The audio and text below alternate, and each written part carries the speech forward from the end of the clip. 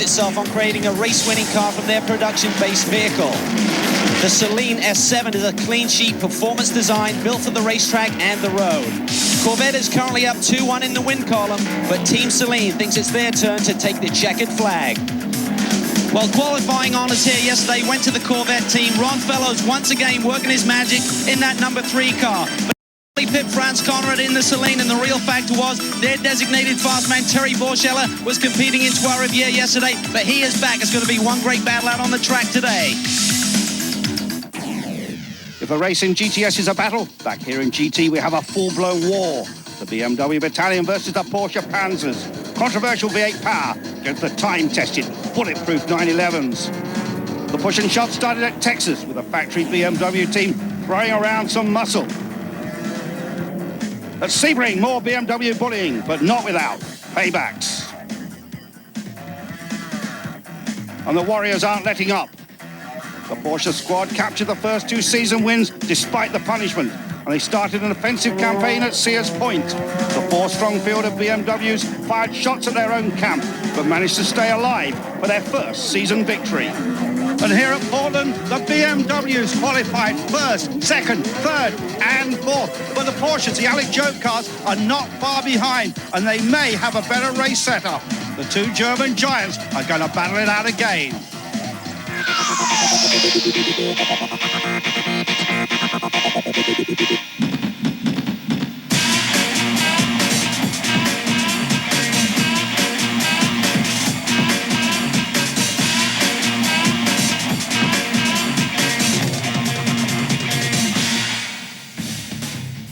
Welcome to a sun-drenched and ever-scenic Portland International Raceway for the 4th round of the American Le Mans Series. Hi, everybody. I'm Greg Creamer, and welcome to the Rose City and the Grand Prix of Portland. I'm Greg Creamer. I'm joined by Jeremy Dale. Jeremy, you won here in 1994. Great race then. We're looking forward to a great one today. After qualifying, you looked at the timesheet, and your first response was, this is a fascinating grid. Well, you're absolutely right, Greg. It is a fascinating grid for a couple of reasons. 2 big things. One is the Panos on the pole, David Brabham. Keep in mind, this is a car that had been put away. They were done with this car. They were onto the LMP 007. Well, they've mothballed that car. They've brought the old car out, and they're on the pole here at Portland. Number 2, the GT cars and the GTS cars. The GT car is only 1 second behind in qualifying. That's from the leading GT car to the leading GTS car. With their ability to go longer on fuel and be easier on tires, I would not be surprised if one of these GT cars beats the winning GTS car here today. A little more upsetting, possibly, of that proverbial apple cart. Now, you know, the Panos was actually fastest in one of the practice sessions, and that speed was borne out in qualifying. Jeremy, Klaus Graf went out early and established a pattern, put up a lap good for pole, then went off. He slid off the road here on the infield, and this was all pretty harmless. Got the car back going again, got going very, very quickly. Then, end of the back straightaway through the S's. He spins the car here, and this one would come back to haunt him. We'll talk a little bit more about that later. David Brabham, the erstwhile team leader, then came out in the number 50 Panos, warmed it up, put in a flyer, got a little cooperation going by one of the Audis, and put in a lap good enough for pole. And then the Audis come out, and they come out in full force. This is Emmanuel Pirro coming out of the festival. Look at that, gets it all crossed up, lays the rubber down, manages to keep it on the racetrack, but the Audis only 2nd and 3rd on the grid. Now, Calvin Fish and Andrew Marriott joining us in pit lane, and Calvin is standing by with the gentleman who worked the miracle. Well, this space has been reserved for the Audis for the past 15 months, but yesterday David Brabham took that away. He readies himself for the green flag right now. But David, how do you take a car that's been in mothballs for about 6 months, go out, compete against a car that's been developed over 2 years and beat them? Well, I think it's like vintage wine, really. You put it in the shed for 6 months, you dust it down, and it just gets better. But, yeah, I mean, we're obviously really rapt that, you know, we're here sitting on pole position, but we know we've got a long race together, and, you know, the team have done a really good job to get this far with this car, and Michelin have given us some fantastic tyres again. I really feel confident for the race. Well, David and Jan Magnussen are attempted to win a race for the very first time in about a year. At the ring last year in the wet, they did defeat the Yost Audis. They'll start 2nd and 3rd. Christensen will be starting alongside Frank Bieler. Then the champion Audi. Actually, Kraft should have been starting 4th, but he had to change tyres after qualifying, flat spotted those. And next to the champion Audi, we have the 260-75 categories, led by Didier de Radiguez in the Barber entry. Then we come all the way back to the GTS pole winner, and that is Ron Fellows. We're going to try and sneak a word in here with him. Tire management was such an issue last week. Ron, at Sears Point, there was tire management that won you the race. The Salinas starting on the Dunlops. Who's going to have the decisive edge this afternoon? Well, we hope it's us with our Goodyears. This is a fairly slick place, not quite as slippery as Sears Point, but you know, it's going to come down to, like you say, the tire management and fuel mileage, I think. Okay, well, let's get it back to two guys who are not shy on words. Andrew Marriott and Boris Said with the GT category. Sorry, Andrew.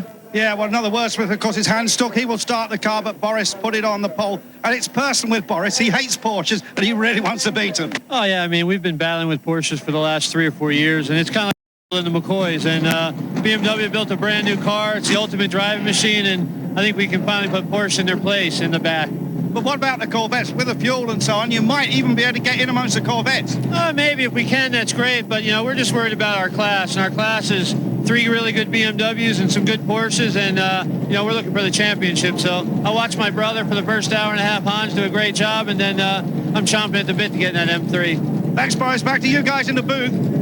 Boy, he does love driving his race cars, and the engines have come to life here at Portland. When we come back, we'll take a look at this Portland International Raceway facility, and we'll bring you the rest of the starting lineup. Don't go away. Welcome back to Portland, everybody, and the field is underway on the pace and parade laps. And Jeremy, as promised, let's take a look at PIR. Well, Portland always produces some great racing over the start-finish line by the pit out. The festival curves, nothing but trouble down the festival curve. That's all I can say. Now, from turn 1 out to turn 5, very, very connected section of racetrack here. Very hard on tires, long duration corners. Really no significant areas for passing in there, but that doesn't mean it can't be done. Out of 5, very important to get a shot out onto that long straightaway, which is not straight at all. Long, long right-hand corner. And then the very quick section at the end of the straightaway, turn 7 and 8. Very fast fifth gear S's with a setup for 9. And some not well-planned passing moves have been done into turn 9 over the years. But really, it's exit speed that's most important out of turn 9 for that long run down the front straightaway. 1.9 miles, and we're going for 2 hours, 45 minutes. Let's take a look at the starting lineup. We've made a big deal about it because it is one. David Brabham on the pole, and just an awesome job. His 3rd pole, 5th for Pano since the series began, joined by Tom Christensen, who gave it everything he could in qualifying, just not quite enough. We go back to row 2, and there it is. Emmanuel Pirro, joined by Frank Biela, starting 3rd. Qualified 4th was Graf and Lagores, with Graf, of course, having that spin, and he will start at the back after having changed tires. Everybody shifts up, including Johnny Herbert and Andy Wallace in the privateer, in quotation marks, Audi. Then it is the fastest of the LMP 675 machines, the Reynard Judd from Barber Racing of Doradiguez. We move back to the next qualified row, and that is the other LMP 675 car, Hawkins and Knight, the Lola B2K Judd. Then the fastest of the GTS machines, Ron Fellows. He'll be joined by Johnny O'Connell in the Chevy Corvette. Then it is Conrad and Borchler. Remember, Conrad doing the qualifying while Borchler was absent, and the Celine did a nice job with 2nd. He'll be joined on that row by the 3rd fastest of the GTS machines, Pilgrim and Collins in the Team Chevy Corvette. Then the fastest of the GT machines, Hans Stuck and Boris said. Stuckey will start it, but Boris did the qualifying. Then it's Leto and Mueller. Now, arguably these cars, these as well, coming up this next group of Johnson and Oberlin and Ekblom and Mueller are identical, but they're campaigned by 2 different teams. Then it is Lewis and Altenberg in one of the American Viper Racing Dodges.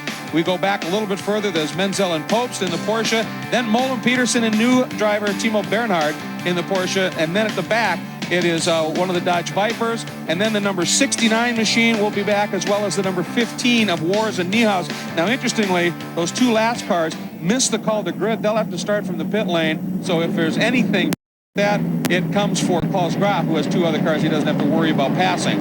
Coming around, Jeremy, the pace car is in. I don't think Klaus was going to have a huge problem with those 2. You never know. Those Panos cars really do get up and go. Now, these top 4 cars, look at that champion car. The champion car out of the 5 LMP 500 cars was 5th quickest. And obviously, Brabham wants to bring them up as slow as possible and use the torque, the launch of that V8. We're green. Oh, and right, look at Klaus Graf going to the wall trying to get by. Brabham coming in. And here comes Biela. And around the outside, Christensen into the lead early, and that is exactly what Brabham did not want to see happen. And look at this drag race here from the champion car and the factory car. And you saw Lagores coming up, and look at Lagores already up to about 7th or 8th position. So it won't be long, Klaus Graf won't be long before that second Panos is in the mix. But boy, poor David Brabham did not get a good jump there. And they were 4 wide. There is Lagorce. So it is Lagorce on board. They were 4 wide into the festival curves. But again, I don't think we can stress it enough. Brabham needed to lead, I think, into that festival to be able to really take a run at things here, and he could not get it done. There goes Lagorce around the outside of one of the LMP 675 machines. Actually, that may be Graf. They do have the right to change their nominated starting drivers right up to the last moment, so maybe Graf now behind the wheel, but it is indeed Christensen out front leading, and he's already opened it up a little bit over Brabham. It is Klaus Graf, we get confirmation now, who is in the number 51 Panos. There you see the champion car. These guys have struggled all weekend with this car. Johnny Herbert on board right now. He did qualify the car, but he was a second behind the 2 factory cars. And boy, if you go and watch this car on the racetrack, it almost looks like a different car. It doesn't get over the bumps as well. It doesn't accelerate. It doesn't put power down as well. And they were a second off the pace of those 2 factory cars. Let's go back and take a look at what's unfolding in GT. This is the number 23 McKenna Porsche that currently sits in the 12th spot. And that is the number 10 of the BMW, the Milner team. Nicholas Johnson, the starting driver in that car. And this is what we expect to see, because there, as Andrew Marriott mentioned early on, the Porsches are very confident about a race setup here, and the race strategy might actually bring them a little closer to these 4 BMWs than they showed pure speed-wise in qualifying. Don't forget, there are 4 BMWs, 2 run by PTG, which is the North American team, 2 run by the Schnitzer team out of Germany. Schnitzer team runs on Michelin tires. The PTG team runs on Yokohama tires. So those cars, as similar as they are not exactly the same. Look at this train of GT cars as they come onto the front straightaway. On board the BMW, Nicholas Johnson looking back at the number 23 machine. There is that battle, and I'll tell you, after what we saw at Sears Point, there's a lot of people tend to believe that Yokohama tire might be the tire that might have the measure of Michelin here. Well, Frederick Ekblom really believed that the combination of the Yokohama and the BMW was very, very good at Sears Point. He's not as convinced that it's as good here. But remember, Yokohama's been working with the PTG team for a number of years now, and so the relationship is a very comfortable, very cozy one. And those tires have been developed for those PTG cars. But you saw 5 cars in line there with BMW, Porsche, BMW, Porsche, BMW, all in line.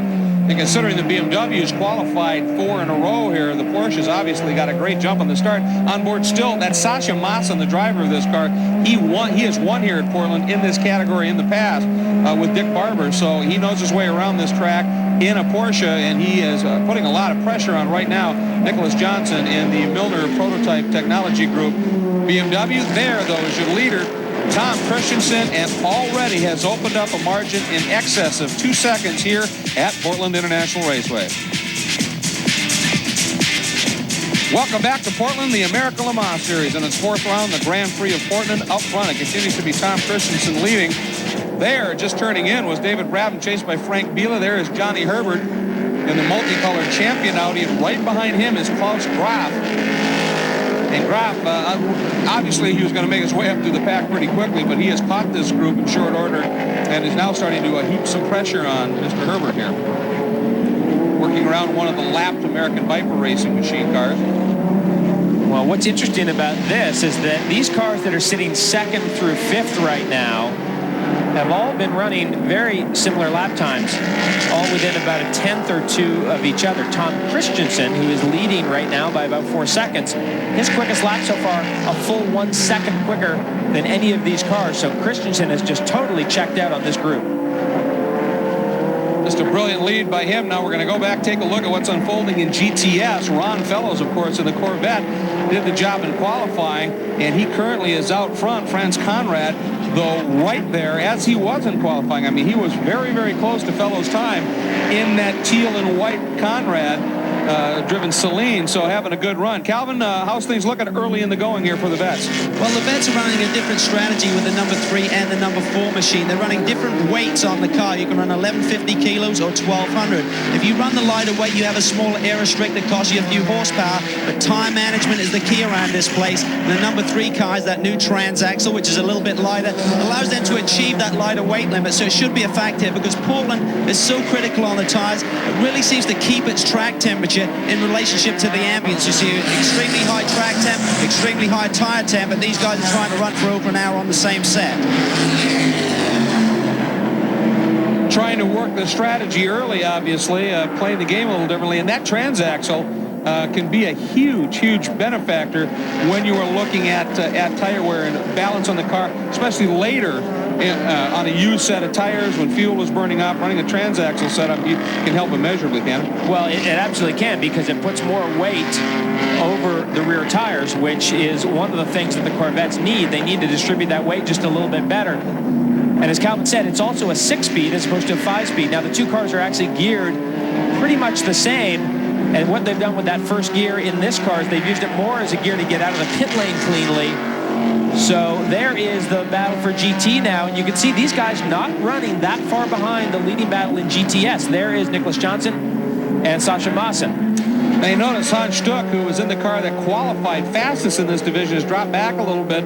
Reports are no problem with the car. He's just dropped back a little bit, conserving perhaps just a tad. Sasha Maassen, though, feeling the mood a little bit here and has got firmly clenched and is after Johnson big time. Now there are reports as well of some damage to the front end of the number 30 White Lightning Peterson Racing MPIE and Westward Ho Casino Porsche, and you can see it's nowhere there in the frame. It's dropped well back. We'll try and follow up on that one for you. But now joining this group up front comes one of the Schnitzer BMWs. That's the blue and white machine right there. And our leader also coming into this group of GT cars to lap them. So right now we're working lap number 8, and there's the lead Audi. And you want to be careful there because it's very hard. Remember, these guys in GT are running a very hard race amongst themselves. So if you're Tom Christensen, you don't want to take anything for granted. You don't want to ever assume that these guys see you. It's just not the safe thing to do. So he was actually very careful getting through the traffic there. And he ought to be able to at least clear this one BMW down the back straightaway before he gets to the S's. Sort of the ultimate oxymoron, isn't it? Defensive driving at 120 plus miles an hour.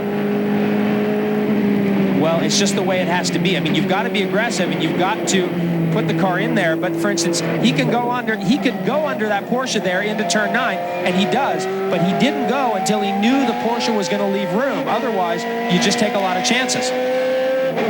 Now he blows by Nicholas Johnson, and you can see the rate that those cars have in terms of speed differential. But what that may have done as well is bottle things up just a little bit and allow Johnson to get a break. But Maassen now under attack from J.J. Leto in that blue and white number 42 BMW. And I'll tell you what, that gap was over 4 seconds. I just saw a piece of bodywork or something come off one of those cars. It might have been one of the dive planes off one of the front of the LMP cars. Oh, and Klaus Groff locks up. But I was going to say the lead was up over 4 seconds. Right now, 1.2 seconds. So Christensen did give up a lot of time. Look at these guys working their way through this traffic. And look at Klaus Groff now trying to go around the second factory Audi. As a matter of fact, Johnny Herbert has gotten around the factory car. Boy, the factory car got bottled up because the GT front runners were trying to get around a couple of the slower GT cars, and they were side by each, if you will. And Herbert picked the right side, really. And look at Groff. He's going to try it on the outside. Vila saw it, moved way over on him, but Groff definitely got a run.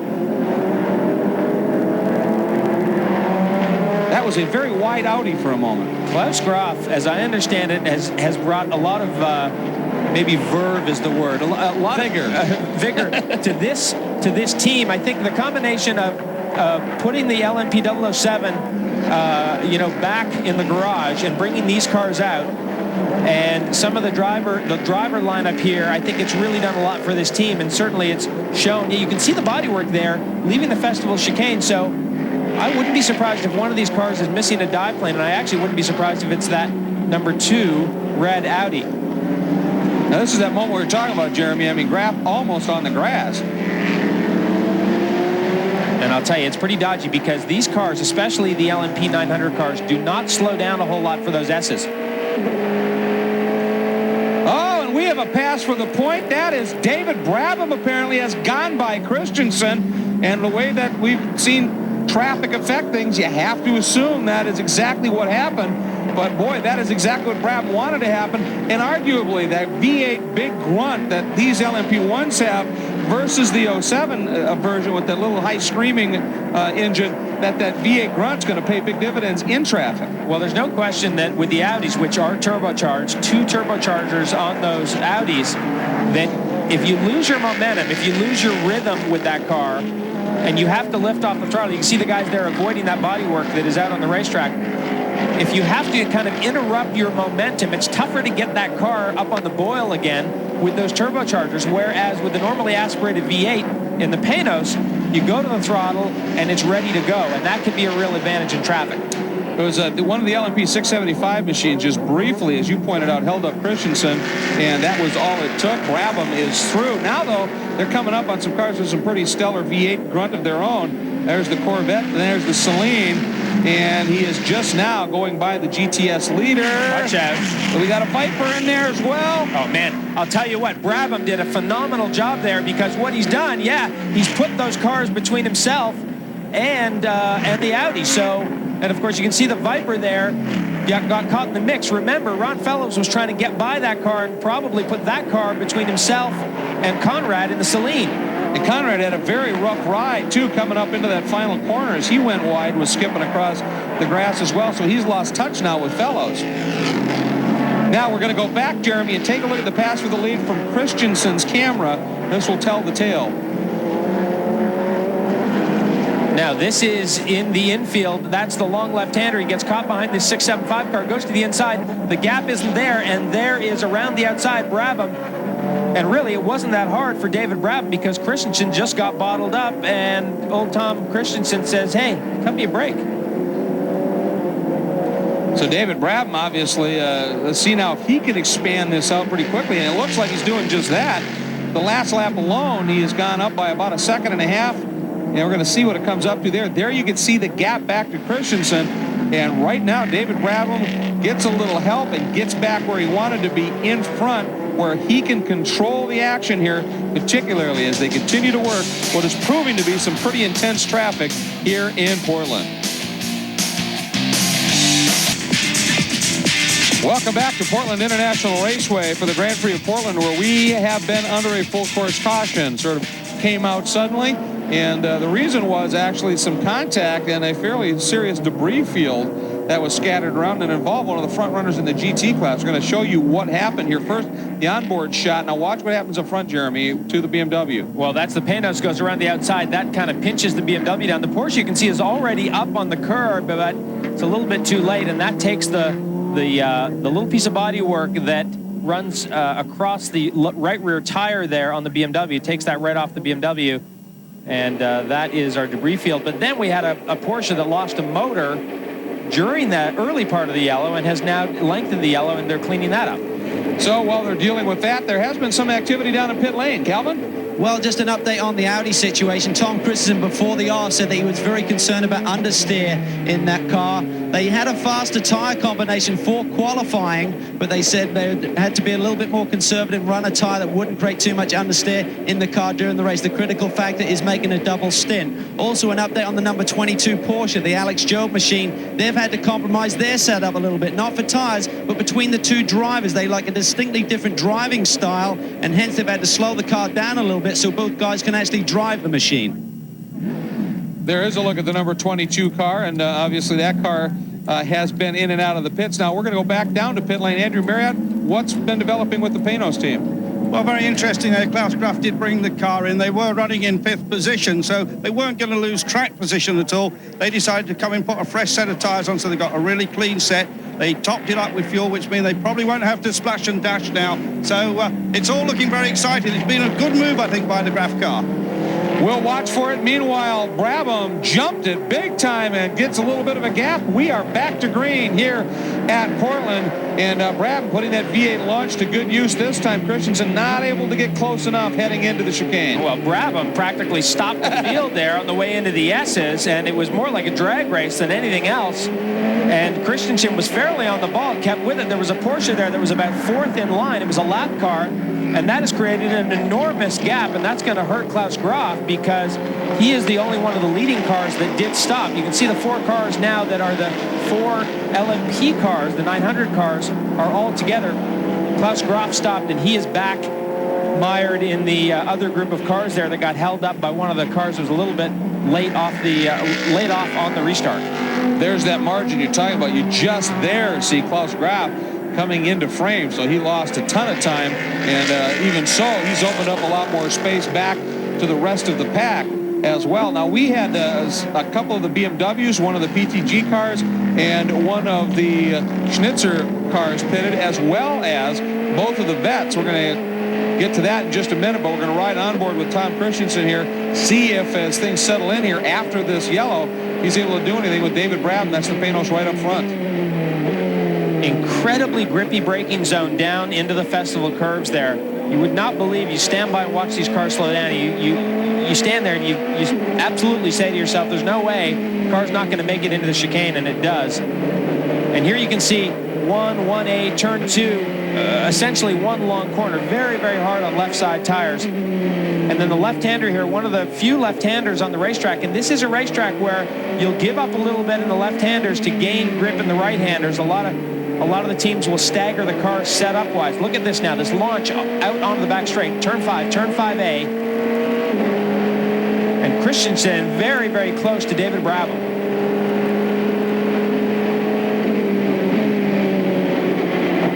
Up over the curb there, pound those curbs. The first one, you want to stay away from that second one. Now, this is where you want to be. Tucked up underneath, get a good launch, but look at the Panos, gets the power down and gets off the corner very, very well.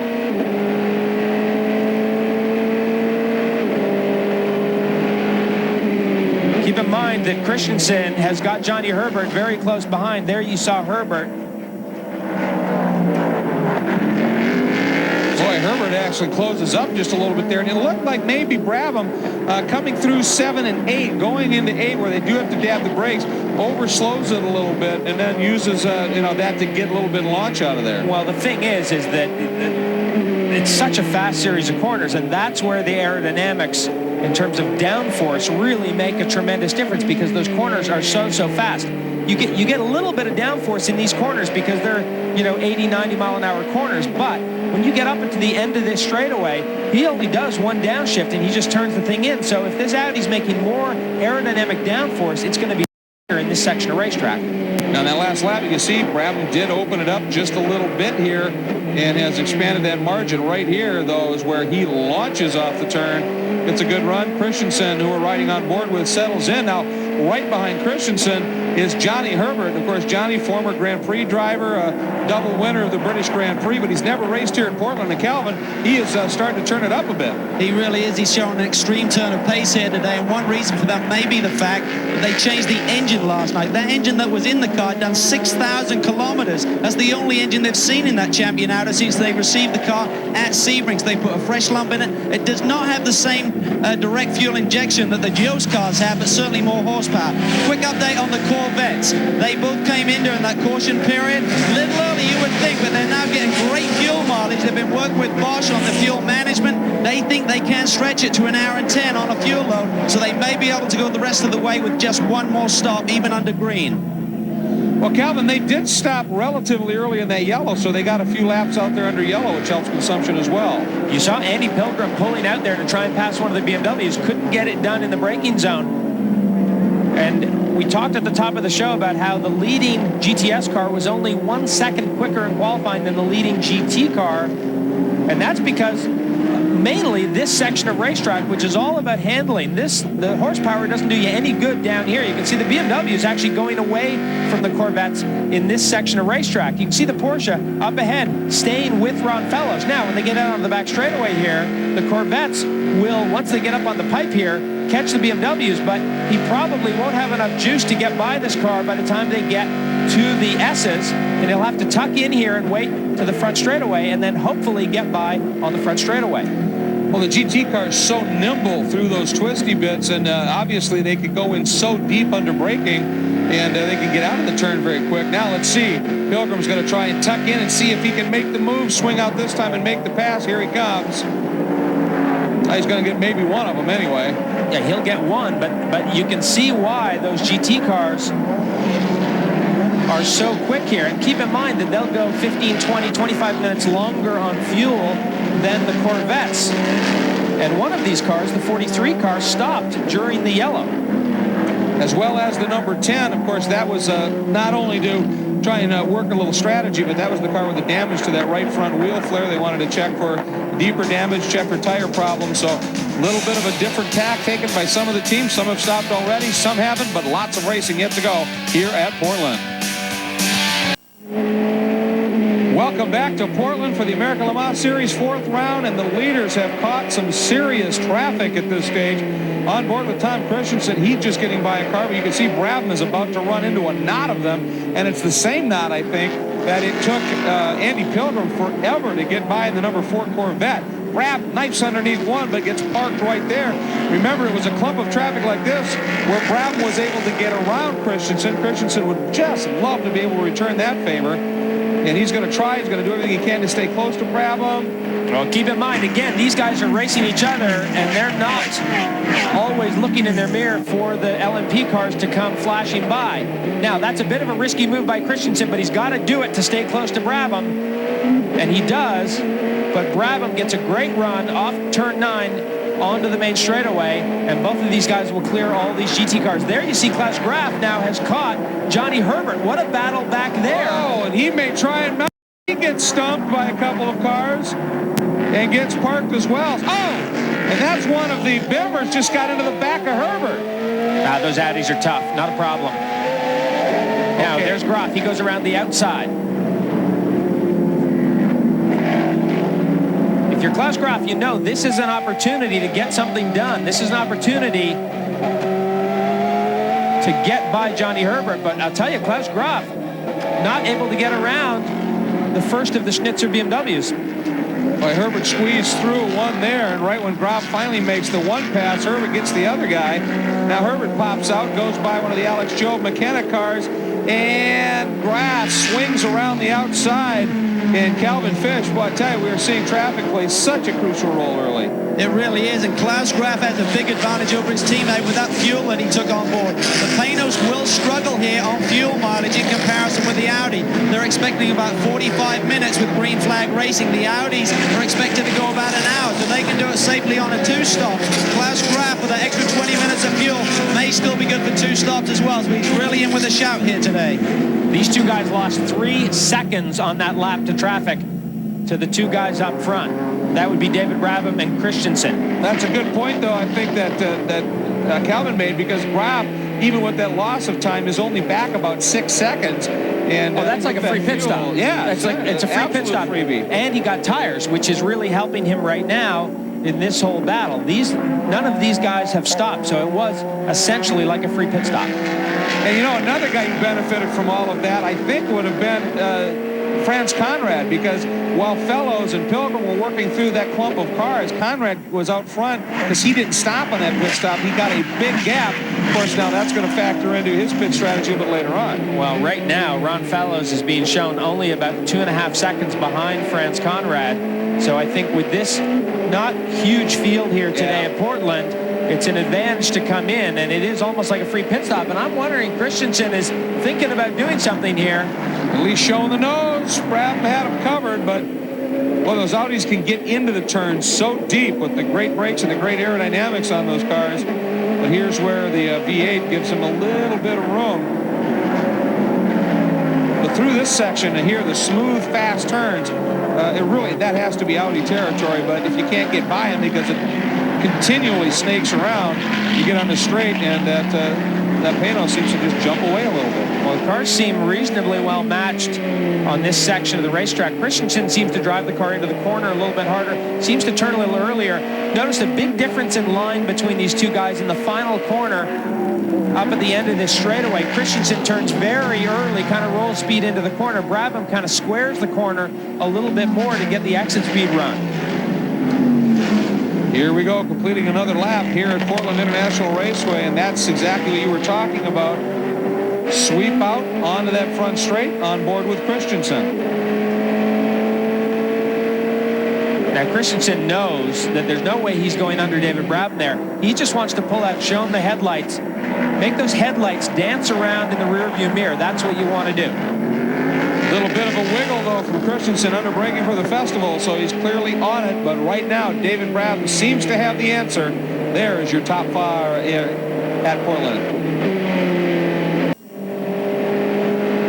Welcome back, everybody. We'd like to remind you to tune into Speed Vision News Race Week on Speed Vision every Sunday night at 7:30 p.m. Eastern Time. An awesome source of racing information that has gone on throughout the weekend. Speed Vision News Race Week every Sunday at 7:30 p.m. Eastern Time, right here on Speed Vision. We are on board with Tom Christensen, who is on form and trying to run down David Brabham, but Calvin Fish right now, Christensen just doesn't seem to have the combination. Well, they seem on lap times, Greg, to be very equally matched. But I spoke to Tom earlier in the weekend, and he said the cars are distinctly different around the racetrack. He said when I follow the Panos, it's very good through those medium speed, constant radius turns. But he said we have a big advantage coming through the S's. But Jeremy may be able to report on this. That Panos is very strong in traffic because it's got the engine over the front tires. It can really brake very deep into the corner without getting the rear end loose. And of course, it has the great torque coming off, so it's ideal dealing with traffic out here this afternoon. And Calvin, I think it also goes back to what I was talking about a little bit earlier with the Audi and the turbo motor. If you lose your momentum, if you kind of get just a little out of step with what you're normally doing, tougher to get that motor back on the boil, get it making horsepower, whereas with the normally aspirated V8s, you tip your foot into the throttle and the power is there and the car's ready to go. As Christensen gets real squirrely going by one of the GT cars, what he wants is wide open track that is hard property and real estate to come by here in Portland. Welcome back to the Road City, everybody. And as you can see, there has been no drop-off in intensity as Brabham catches traffic. Christensen comes along, and it doesn't get much closer than this. Christensen all over the back of Brabham as they work through this pack of GT machinery. And these are some of the drivers and cars that are leading in the GT category right now. As a matter of fact, Brabham coming up on the new leader in the category. That's Dirk Mueller in the number 43 Schnitzer machine. And Brabham gets through. No such luck for Christensen. He's got to wait, lift, wait, breathe, wait, and now swing out. But Brabham, meanwhile, has made good somewhat of an escape, Jeremy. Well, that one move picks him up about a second, maybe a bit more than a second. And he was really super assertive there with the race car. He just threw it in there and he said, hey, if I can get the pass done here, it's really going to help me out. Now here comes Johnny Herbert. Johnny Herbert working his way through this group of GT cars. There's Klaus Graf. And right behind Graf, you see our 675, the LMP 675 category leader, Didier de Radiguez, driving for Dick Barber Racing, and that is a Reynard Judd chassis, and he leads in that category. He now is trying to figure out a way to get through some of the GT cars. This car is one of the older LMP 675 chassis. Now they're looking at, the Reynard is building a chassis to 675 spec that you could then upgrade if you want to a 900 category, but instead of trying to lose weight on a car, you would have to add it, and they think that that will be the package that can turn the tide, and in some longer races anyway, give the LMP 675 category machines, which run a little narrower tire, but they also a smaller motor, but they get much better fuel economy, and their power to weight when it's done right on the edge might give them a shot at things. Well, those MGs that were at Le Mans, those were cars that were down on the weight spec, and they were, for real LMP 675 category cars, and that is a class that's going to continue to grow. And Tom Christensen has not given up on David Brabham, and far from it as they run down the front straightaway here to complete 40 laps. There's that little move, as you said, trying to get the lights dancing in his mirrors, and number 6 has gone off. That is Hans Stuck, who is on board that car. Now, that's the car that did not stop during that earlier caution, so perhaps his Yokohama's just starting to go off a little bit in terms of effectiveness. It looks like he got away with it. Back on board with Christensen as this battle remains so just unbelievably close. And right now, Andrew Marriott, David Brabham is feeling some pretty intense pressure again. He certainly is, but he's so happy with the car now. You know, just after, I should say, Petit Le Mans last year, they made quite a big change to the front suspension of these old roadsters while still developing the new car, now mothballed. And David said it made a lot of difference to the grip of the front end. They brought the cars out of these mothballs, and that modifications really work for them. That's why the car, I think, is so competitive. Everyone seems to have a spring in their step down here at Panos. Just looking at Jan Magnussen, he's looking at the screen. He's not put his helmet on yet, so I think David Brabham probably won't be in for another 10 minutes or so. Well, it's amazing what a return to competitive form will do for your psyche, no question. Now, look what's happening here. Our top two in the LMP 900 and overall have just gone by the second-place Corvette in GTS. That's Fellows, and they are closing on Franz Conrad. Now, Jeremy, just a couple moments ago, those two cars, the Celine and the Vette, were separated by about 2/3 of a second, but now these two LMP leaders coming through are going to mess that battle up a little bit as well. Well, I'll tell you, bad news for the Corvette guys because they've got fresher tires. Remember, this car, the 26 car of Franz Conrad, did not stop on the yellow. The two Corvettes did, Ron Fellows and Andy Pilgrim. They've got fresher tires, and so this is bad news for the Corvette team because this car has more mileage on the tires and is still running competitive lap times with the Corvette. As a matter of fact, that gap was quite a bit smaller just a few laps ago, and Franz Conrad seems to be going away from Ron Fellows right now. And Conrad does just that in some of the remaining LMP cars. There's Herbert coming up. But Calvin Fish, it was rather an interesting development. The Celine team tried a rather unique change in strategy mid-weekend. They did, Greg. They won Sebring earlier this year on the Goodyear tires, but Goodyear really got their hands around that Corvette program. They've changed the construction of all of their compounds. So the 480s, the 595s like these teams have been running all year are now different, and Conrad has found that it just doesn't suit that Celine. You're talking about a different configuration of race car. Rear engine in the Celine, front engine in the Corvette. They said at Sears Point, the tire just went away totally halfway through the stint. We had to make a change. We believe in Goodyear, but we think that the Dunlop right now is better suited to our race car. Well, of course, the Dunlops have been developed. Ray Malek, who builds these race cars in the UK, also runs these race cars in Europe, in the European Le Mans Series. And the Dunlops, as he locks up that right front, the Dunlops have been developed in Europe for the Celine. So I think that's where Franz Conrad's comfort level is right now. And by the way, the Celine in the middle of a pretty good weekend. They won earlier today across the pond in the Most circuit for the European Le Mans Series race in Czechoslovakia, going for 2. Welcome back to Portland, everybody, for the Portland Grand Prix. And you see right there, Brabham has ducked into pit lane. Now, there is a speed limit in the pits of about 37 miles per hour at 60 kph.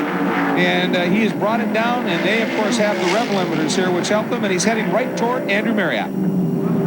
Actually, he's heading right towards Chris Gorn. He stopped at the feet of Chris Gorn. This is a scheduled stop. Chris told me a little earlier that they didn't think they'd have to make a splash and dash. And so they are just where the fuel is going in now. It's taking a lot of fuel. The guys are poised with the guns, and you'll hear them rattling away in a moment. Fresh Michelin's going on. All the tyres they're going to run are unscrubbed. They didn't have time to scrub this setup.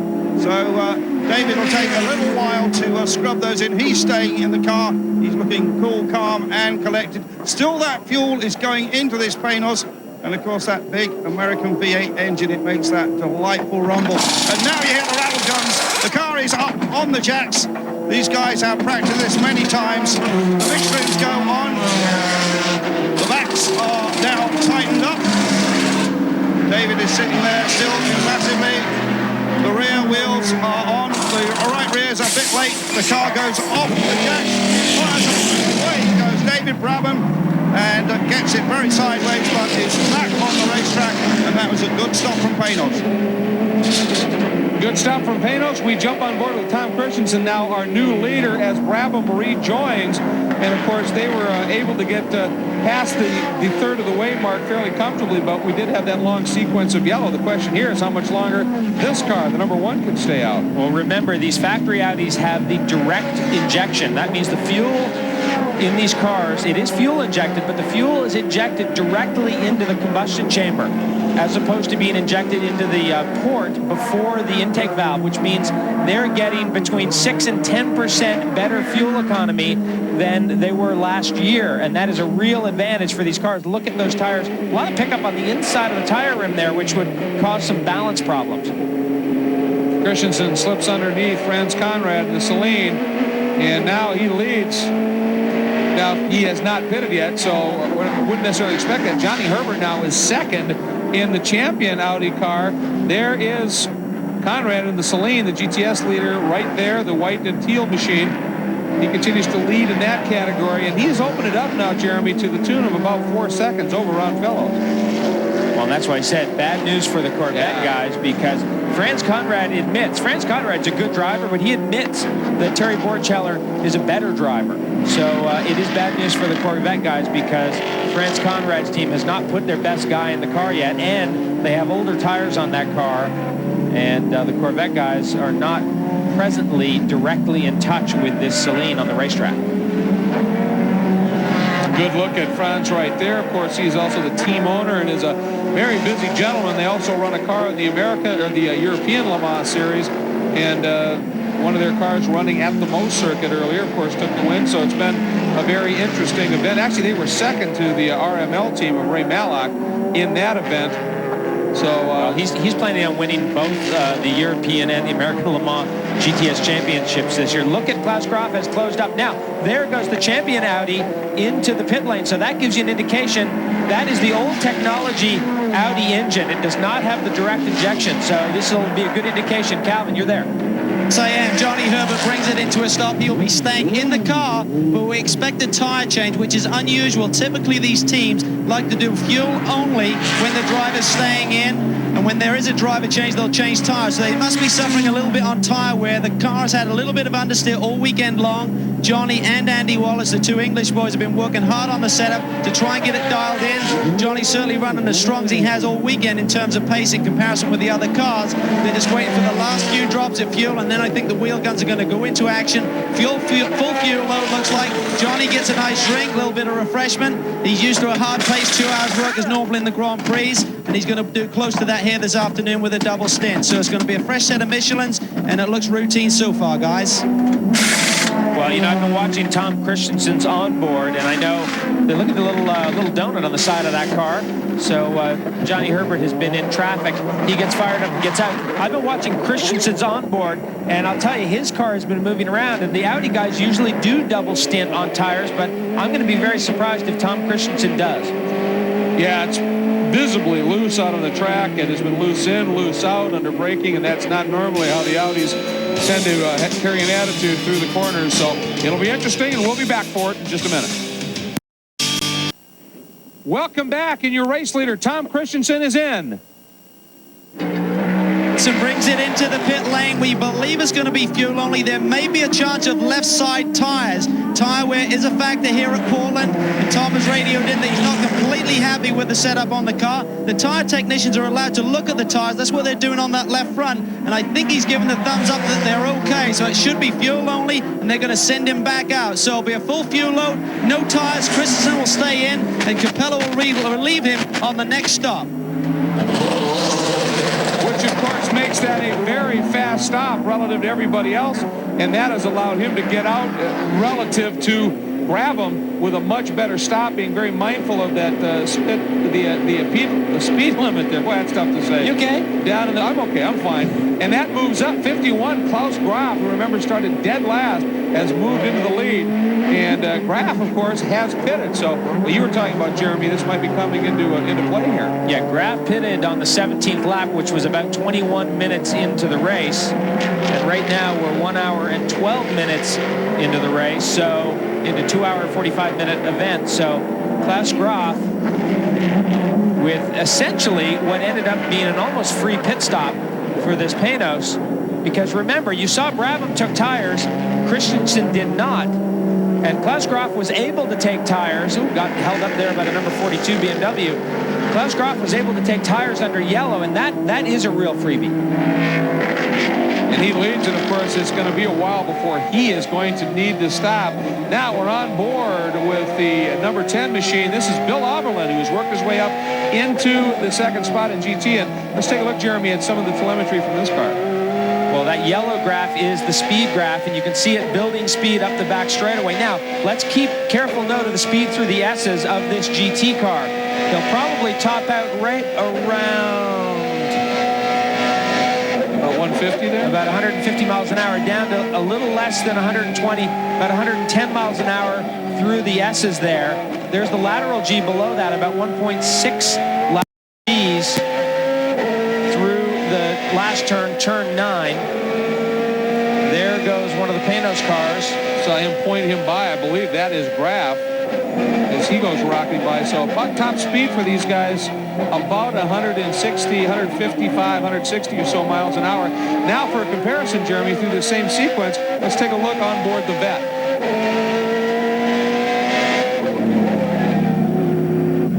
And this is the 4 car. And this is Andy Pilgrim on board. Now, this is out onto the back straightaway. Remember, about 150 miles an hour for the BMW. Look at this, the Corvette's still accelerating, right past 150. Now, watch the speed through the S's here. About the same, about 110 miles an hour through the middle part of that corner. Lateral G, about 1.5, 1.4, so actually a little bit less lateral G. Not surprising for these cars. They're a lot bigger, a lot heavier than those smaller BMWs. Again, some top speed into the festival curves, about 160 miles an hour.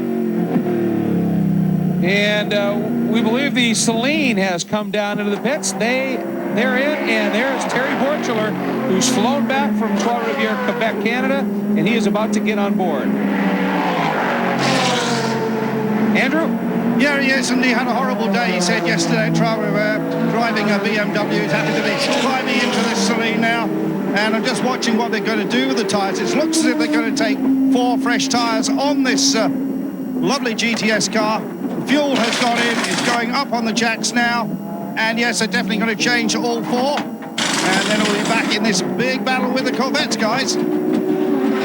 Well, Jeremy, having made the switch to the Dunlop tires midstream here this week, and there's a little bit of uncertainty, I would think, about just kind of what the wear is going to be. It's far warmer and sunnier than it has been at any point so far in this event. Well, that's true, but remember, Greg, that these Dunlops have been developed in Europe for the Celines that are running over there. So, you know, the Dunlop engineers, a little bit slow on that right front. The Dunlop engineers, boy, that's a lot of time they're losing. The Dunlop engineers are familiar with how these tires react and in different weather conditions to the race car, to this particular race car. Now, the drivers are less familiar with these tires, although both of them have had some time on the tires. Terry Borchler was here on Friday, and he did get some laps on Friday. And now let's go back up to the front and on board with Christensen, do another look at the telemetry here, and this should be markedly different. Now, watch this. Yeah, this is going to point out, look at the acceleration here.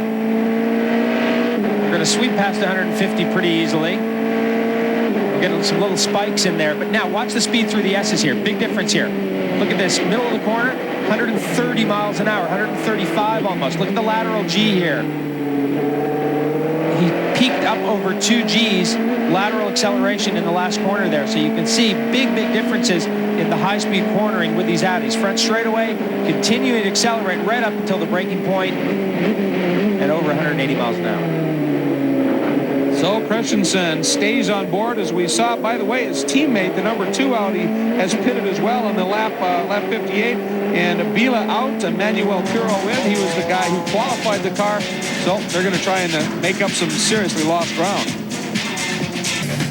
Welcome back to Portland. The number 2 Audi has been taken over by Emanuele Pirro, his teammate Frank Vila. Frank looked like he had a little bit of loss of pace there after a few laps. Is there an imbalance in the race car? Yeah, it was a big problem.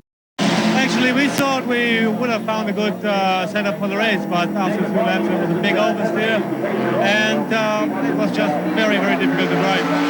Why is this? I know this weekend there's a distinct lack of track time, and when you're trying to share it in this type of racing with 2 drivers, does that contribute to not getting the car right? for sure, that's one reason. But it's the same situation for everybody. So I don't know why, but we were struggling all through the weekend. And yesterday, Emanuele thought for the qualifying it was very good. So we thought it should be good today, but unfortunately it's not. Maybe it was just a bad set of tires, I don't know. Emanuele is out now, and I hope he can do a better job. You surprised by the Panos this weekend? For sure. The performance is very good. We expected them to be very strong, but not that strong. That's the word down here in Audi. Well, of course, we have seen now, you can see Pirro is in front of Christensen, which means he has regained that lead lap. Did it in traffic, but it's not like Christensen is exactly closing up on him at all at this point. Well, let's put it this way. 2 laps ago, Christensen had a 20-second lead on Dave Brabham. That lead is now down to 15 seconds. Brabham running about 2 seconds a lap quicker than Christensen. I think not changing tires was a serious mistake by this lead Audi.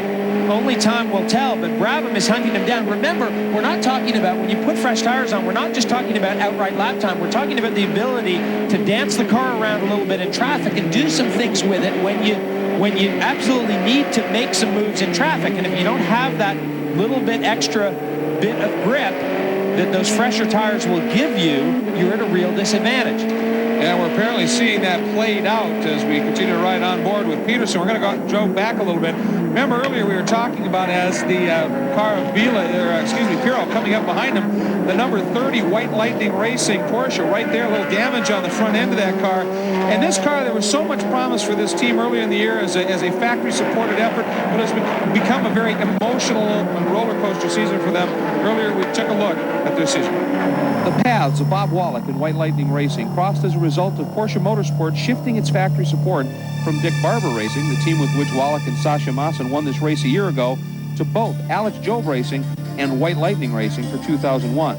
Well, obviously they had 4 factory drivers, and Randy Popes was already one of Alex Job's drivers. So there was Bob was the odd man out in filling in the spot.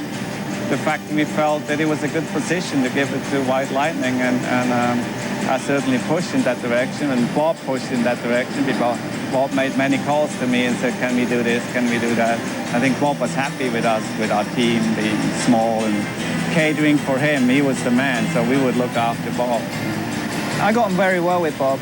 Sasha Maassen, who drove with him last year, said to me when he heard I was going to be driving with Bob, he said he's the perfect teammate. 1, because he's still fast enough to keep you on your toes. 2, because he never wants to qualify the car, so you get to always qualify, which is great because most racing drivers love qualifying. And 3, he had an enormous amount of experience you could draw from, and he would help you. And at Sebring in particular, he was taking enormous satisfaction from helping me engineer the car with Walter Gerber, and we were fast. I mean, we were really fast. I mean, the last session that I drove together with Bob, we were the fastest, we were the fastest out there. Upon learning of Bob's tragic death on the eve of the Sebring Enduro, White Lightning Racing immediately withdrew their entry, and the team did not race again in the United States until 2 weeks ago at Sears Point. It was kind of tough coming back. We did a test with the Cup car, and it felt good to be at the racetrack. When we went to Sonoma, there was a little sadness knowing that Bob wouldn't be there.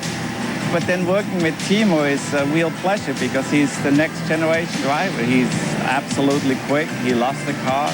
Young Porsche Supercut hot shoe Timo Bernhard was selected for the unenviable task of attempting to step into Bob Wallach's very big shoes. It is difficult because he was a legend, He was a legend in Porsche history, and he had so many victories in America, in Europe, and everywhere, and it was just great.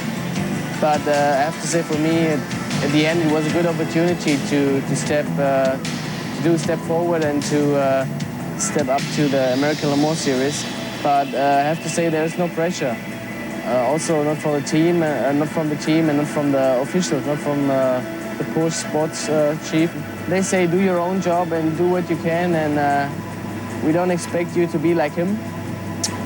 Just do your job and do it as good as you can, and that's what I'm trying to do. Things have moved on a lot, obviously. I haven't forgotten about him at all. I mean, I think about him quite a lot. In fact, whenever I'm driving, especially because it's Walter, I think about him. I try and think maybe what he would have tried and stuff like that, But, life goes on. That's in a way, that's the sad part, I would just be absolutely delighted if we could win one this, dedicate it to him. Anybody who's followed sports car racing for any amount of time knows the legend of Bob Wallach and knows how badly he has missed. And of course, that weekend at Sebring where Bob so tragically lost his life, Michele Alboreto went on to win in one of the Audis, and then in April, he too died in a testing accident in preparation for Le Mans. It has been a tough year in many ways. And there you see the number 30 car has just completed its stop. They are trying to recover and deal with it as best they can. And perhaps for a group of racers, and in trying to honor a racer, the best thing to do is just get out and race.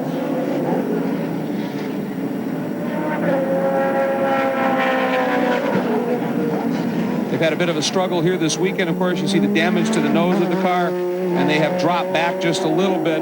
But young Timo Bernhard now has the opportunity to get out in this car, go to work, and try and fill those very, very large shoes, as we said. We'll be back to Portland right after this. Welcome back to Portland, and number 10 is in the pits. Bill Oberlin has brought the BMW down in. Apparently a flat right rear tire was the cause for the pit stop at this time, but of course they're doing fuel and now doing tires all around it. While they were at it, Oberlin is out, and Nicholas Johnson is on board, and they're telling him fire it up, but a little delay. Now he takes the Yokohama shot Milner Prototype Technology Group BMW back on course and heads up. Well, you can look at that chatter from that rev limiter. Then he lights it up, and away he goes. We get a report that number 43, the leader in GT, is in now. Dirk Mueller has brought the car in. Are they doing a driver change, Andrew? Well, I have to be honest with you, Greg, I was just watching Bill Oberlin get out and having a quick word with him. So I'm a little way. The two BMW pits are separated by about 200 yards. So I'm trying to sprint down here to see what's happening. But I'll have to let you call that one. All right, Andrew. Well, they did, in fact, do the driver change. So it is Mueller is out, Ekblom is in. And the number 3 has come down in the pits. And you see Ron Fellows heading out of the car. There's Johnny O'Connell putting in the seat insert, climbing aboard as well. Let's go down to Calvin. As you mentioned, Greg, Johnny O is jumping in. He's fresh and ready to go. Ron looked a little weary as he climbed over the wall there. Very hot conditions. These front-engine GTS cars are really a lot of work for these boys. No air conditioning on these cars now. They've taken all of the ancillaries out, trying to get this car down to that 1150 kilogram weight limit. So Johnny's in. It looks like a routine stop. The number 4 car is in at the same time, just in front of Johnny. So they're waiting for the fuel to go in. Normal ALMS rules, and then they'll work on the tires. We're going to look there. You see Andy Pilgrim. He has jumped out. Kelly Collins in behind the wheel. Going to walk up to the wall here, try and get a word with Ron. Ron, how's it going, mate? That's Celine with Terry behind the wheel. Looks like it has a lot of pace right now. Yeah, we're slipping and sliding. It's just gotten so greasy. Like I said, we're just starting to lose forward traction. But it's hang in there. The sun's making it really hot. They're hoping that the fuel strategy here will work out. They should be good to go to the checkered flag. The Celine may need a splash. Well, I'll tell you, Calvin, we're about 1 hour 36 minutes into a 2 hour 45-minute race, so they're going to have to go 1 hour and roughly 10 minutes, which is going to be certainly pushing the window for these Corvettes, no question about it. And by the way, we get a report now that the number 10 with Nicholas Johnson behind the wheel, the BMW, will be brought in for a black flag. Too fast in pit lane, exiting. And well, he was on the limiter. You could hear it chattering on the limiter. So unless he just let go of the button a little bit too soon, and it jumped him. Then we saw him, I think we saw him briefly there off track as well. So an eventful outlap for Nicholas Johnson, no question. This is the battle here. This is Lagorce in the number 51, Johnny Herbert in the number 38. Battle for third position. Heading into turns 1, that long triple apex 1A2 complex here. And boy, Lagorce, that car looking a little bit loose out there. Of course, they stopped quite some time ago.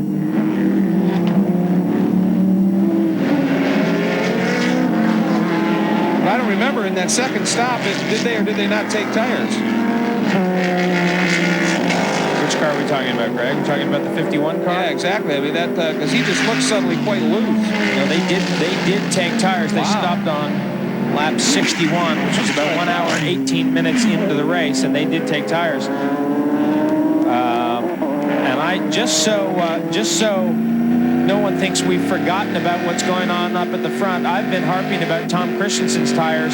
The gap now down to 7 seconds Christensen has over Brabham, so we'll certainly keep an eye on that. This is the best battle up front right now. Here's Christensen. He continues to struggle with those worn tires, and he has lost. Remember, after the pit stops, he had a 20-second lead on Brabham, which is now down to 7 seconds, and you can see the car moving around on him there. And he is the only car that in this race, I think, that has stopped and not taken on any kind of tires. They are still on the absolute originals. And there's some smoke coming from the back of the Saleen out of that right exhaust bank. Leader in GTS, and Terry Borchler, has been going incredibly quickly in that car. But, oh, definitely some smoke here right in front of Christensen.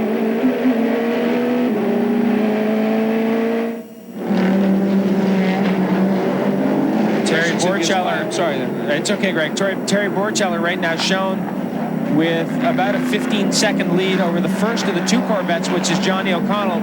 O'Connell now in for Ron Fellows. Kelly Collins now in for Andy Pilgrim to finish up this last hour and a little bit. Let's go down to pit lane. Andrew Merritt, you're with Steve Saleen? Yes, certainly am, Steve. We think there's a bit of smoke coming out of your car. What's the problem?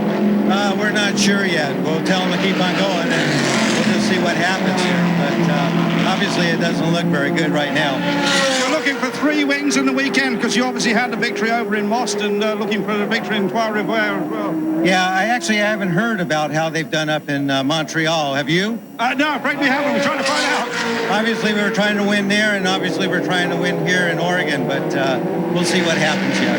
Thanks, Steve. Thank you. Steve's not going to make any friends up in Quebec, by the way, because Montreal is very different from Trois-Rivières. Yes, and Trois-Rivières prides themselves on their race and in the fact it is in Trois-Rivières. But had they been able to accomplish that, and I mean, it's not out of the cards yet, although it doesn't look good, as Steve said, it would have been remarkable. 3 wins, 3 different races, 3 different countries on the same weekend. But it's looking a little bleak right now. Well, in the lap that we have followed this car, the smoking has gotten quite a bit worse, and it's not looking good for this Saleen, no question about it. And he's not running in any traffic, and suddenly he's running 2 to 2.5 seconds off the pace he was running a bit earlier. So apparently Terry Borchler is aware there are problems on board. Welcome back to Portland International Raceway, round 4 of the American Le Mans Series. We're looking at the battle for third right now. Frank Lagorce, the number 51 Panos, is under immense attack right now from Johnny Herbert in the 38 champion Audi. And again, we're seeing that balance we talked about earlier, where the Panos strong in spots, and then the Audi comes on strong, particularly entering the corners is where the Audi really makes up ground, like right here. You had a hard time not saying champion Porsche. I did. Look at her. He uses a lot of racetrack out onto the main straightaway. This part of the racetrack used as a drag strip at times. That's why it has all the lines on it. That's why it's so wide. And you can see Lagorce there, the car moving around under braking, kind of dancing. These guys brake very, very late down into the festival curves. Remember, both these cars took tires when they stopped, so you're dealing with a pretty equal platform in terms of what these guys have got under them right now. Remember, Christensen, the only one of the LMP 900 cars not to take tires. And by the way, just taking a look at the gap up front, 3 seconds now from Christensen to Brabham, but this is the best battle up front. These guys, by the way, running about 21 seconds behind Tom Christensen. At this point, Herbert has to be awful tired of the back end of that Panos. I mean, he's been parked there for a long time. He closes up, drifts back, gets back again, but has not been able to find a way by. Now, opportunity may happen as they catch this big clump of traffic. Meanwhile, we're going to jump up front. There is Christensen out front leading away, but that margin, the last lap, not this current lap, but the last lap, Brabham ran almost 3 seconds faster. Christensen obviously bottled up in traffic, but there's Christensen. There is Brabham. The official margin now, last time by start finish, Jeremy, 2.8 seconds, but Brabham is clearly quicker even on a clear track, let alone with traffic. And I guess by the time it's all said and done, you could make an argument that the Audi either did or did not make the right choice on tires. In other words, by the time they get to the next fuel window, Brabham will probably be right with Christensen. You could say, well, you know, we could have changed tires, but we would have been with them the whole time, or we decided not to change tires and they caught us up, and in the end, it all balances out. They just saw a shot as Christensen came through the final corner, the left front of that car, that louver that has been bent up, sticking up in the air. Calvin Fish, we've seen that before. Is that a critical issue? Well, I think it is, Greg. What happens sometimes, here we're looking at the spare nose of the #1 Audi. You see these louvers on the top wheel well, and what happens is you get a lot of tire buildup. The marbles congregate under here on this grill, and sometimes it forms like almost a 2-pound gumball, and if that drops down and the tire runs over it, it whips up and smashes through those louvers, so it does take away downforce and the aerodynamic efficiency of the race car. But I believe that this one car is now in its fuel window. This spare nose is in the back of the pit box, so I don't think they're going to change it. They're going to leave the car as is. Capello will be jumping in here shortly, relieving Tom Christensen. And Jeremy, thank you, Calvin. Jeremy, these cars, if they have a weak spot, if you will, they tend to sometimes suffer a little bit of understeer. They can ill afford to lose any more downforce up front. Well, there's no question about that. Now, Calvin said they're in their fuel window, which means they can stop anytime, take fuel, and they will get to the end of the race. They'll make the distance because we've got just over 1 hour remaining in this 2-hour, 45-minute event. So they can stop any time, change that nose. They're obviously going to take tires. If they don't take tires, they're completely nuts. And it wouldn't be fair to Capello to not take tires. I'm sure Christensen, when he gets out of that car, is going to be just beat, because driving a car on used tires like that is a lot more work than driving a car that has got fresh tires. Look at Brabham, gets balked just a little bit there by the Viper and all that hard work. Now, he was pretty much right up behind the Audi, and he's lost now about 1.5 seconds. Yeah, at the start-finish line, he was at half a second, so he made up another second that last lap, and he was closer still going into the chicane, but he obviously dropped off a little bit here. But the way he's running compared to the way Christensen is slipping and sliding, Brabham ought to be able to close that up very, very quick. But part of the problem here, we talked about it, it seems you are constantly dealing with traffic here. Well, that's just the nature of sports car racing. Always has been, always will be, as long as you continue to run multi-classes. This may be good for Brad because, well, he's in. #1 Christensen has ducked into the pits, Calvin. He brings it into his pit box. He's the first pit stall on pit lane. So he comes in, hands it over to Dindo. And these guys are going to try and get Dindo his second win here at Portland. He won here last year with Alan McNish. In fact, last year they almost went the complete race distance on the same set of Michelins, but it was slightly damp. So the all bar about 20 minutes, they went the distance. So you see the front fender there, whereas torn up with those louvers, it's not too badly damaged. Certainly not getting down around the tire area where it may cut it down. So the fuel went in, and it's not a full fuel load. They're actually a little light of a full load, so that's a little shorter stop on fuel, and now they're changing all 4 tires. I don't see any other changes to the car. Dindo's in, he's strapped in, he's just waiting for the final okay. Routine start once again for Yost. Looks like they just ripped that louver off as opposed to replacing the entire nose, trying to save time in the pits. And Capello on his way out, you see that flashing red light? That's the rev limiter, keeping that speed under the limit as they come down pit lane. Boy, it's just a crawl too, isn't it? Meanwhile, there's your leader, Brabham, out front. Fairly comfortably so at this point. Now, Capello came in here, the longest win streak in LMP 900 series history, 4 wins in a row, but Brabham leads it right now. Back in Portland, your race leader, David Brabham, brings the number 50 Panos down into pit lane, already undoing the belts. Andrew, we expect to see driver change. We certainly will have a driver change here. Jan Magnussen will get in the car. He has to get in the car because David has done the 2 stints, the required distance. Little Jan gets in. They have a little fillip they put behind his back. David stays on the other side of the cockpit, strapping him in. And the fuel, meanwhile, is going in. They are going to double stint these tyres. They don't seem at all concerned about them at all. No tyres near the car at all. So they've obviously conserved the tyres very well. David hops off the car now, and it'll fire up in just a minute when all that fuel's gone in, and the race will be back on. What a superb effort by David Brabham. Great job. And there you hear the car rumble away down the pit lane. So they are away with Magnussen behind the wheel. Certainly no drop-off in ability there. Now, we've been watching this battle now for the lead, essentially, between Herbert and the white champion Audi and Lagorce. And Jeremy, just a moment ago, it got pretty intense. And this is on the infield, and he tries to run around the outside. That's a pretty low percentage move there, trying to make something happen on the outside of turn 4. Goes to the power here, gets very sideways. I don't really know where he thought he was going to go with that, but whatever.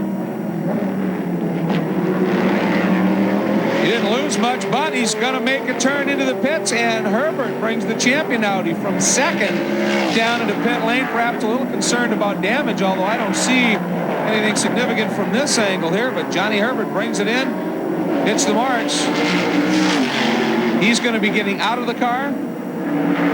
Andy Wallace on board. Looks as though they're going to go after all 4 tires. And I'll tell you, Calvin, you're there. Yes, we are, and it looks like they're looking at the tires. The wheel guns are at the ready, so they're waiting for the fuel to be in. Andy's struggling a little bit there to get into the seat. These guys are approximately the same size. Fueling is done. Now they're doing tires, and this is what comes in handy if the driver change is a little bit off. You really don't waste any time by putting the tires on. Andrew. Yeah, David Brabham's will be looking remarkably fresh after that long double stint there. Yeah, it's great racing. Tom got me on the start. We were having a little trouble with the fronts on, on cold tires. So I kind of predicted he'd try to outbrake me, but conserved the tires. Michelin tires just ran so consistent the whole time. And I was able to catch him through the traffic and just keep in front of him. And then on the second stint, we changed tires. And I managed to catch up again, and get back into the lead. So it's been great racing for the Panos team. It must feel fantastic to be racing for the lead again. Oh, mate, feels like 10 Christmases at once. David, great job, but go and take a drink. Thank you. Thank you. Absolutely great performance. Now keep in mind, Brabham won here at Portland in '99 with Eric Bernard, and last year was second with Magnussen. Of course, it was the Audi that won. And we saw the number 38, the champion Audi, held a little bit in pit lane for some sort of infraction. We'll try and clarify that. By the way, David Brabham has led 42 of 91 laps. That should put him, at least at this point, with more laps led than anybody else, which is worth the point. Let's go back down to Calvin. What's up with that penalty? Well, the problem was they had a crew member help the driver change. We mentioned Andy Wallace having a bit of a muddle going on there, and the rule states either the co-driver or a crew member can help, not both. So they had a crew member, and they had Herbert helping him do the change, and that cost him 20 seconds here after the pit stop. Well, guys, a couple of things going on here, and the biggest is that the Panos team decided not to change tires. They've decided to double stint. Right now, Magnussen is running third, Capello running fourth. Remember, Lagorce in the second Panos, the number 51 car, is not stopped. Emanuele Pirro in the number 2 Audi has not stopped yet, so those two still need to stop. Lagorce is leading, Pirro is second right now. Magnussen third, Capello fourth. And right now, Magnussen only has about 3.2 seconds over Capello. Capello has the fresher tires. That's going to be a big issue. This is Andy Wallace now completing his first flying lap in the champion car. Speaking of the champion car, let's take a look here. There you see the crew member leaning in to help, and there you see right there Herbert helping out, unbuckling, and plugging in one of the radio connections. So you can't argue with it. As a rule, there were more than just either or working on the car. They were on the driver change. It was both. Tough penalty to have to suffer, but rules are rules. Well, everyone in the pit lane certainly has to be on their toes during pit stops because it's very easy to break those rules. The Le Mans rules being very, very specific in terms of the number of people allowed over the wall and what you're allowed to do. Of course, that may be Herbert, although he's run with the team now for a few races. Still the new kid on the block, if you will, perhaps a little unfamiliar with those regulations. Right there, your overall leaders after 95 laps. Welcome back to Portland. We're on board with the number 1 Audi, currently in the 4th spot, but had been contending for the lead. Listen, he cannot get out of gear. That car is jammed in gear.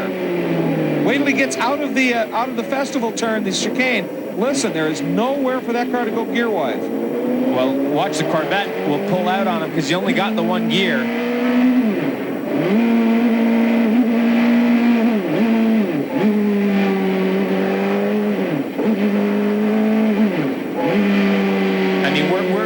Assumptions here that it's either stuck in gear, but it could be. These cars are so complex. It could be another problem, but it certainly sounds like it's missing a gear.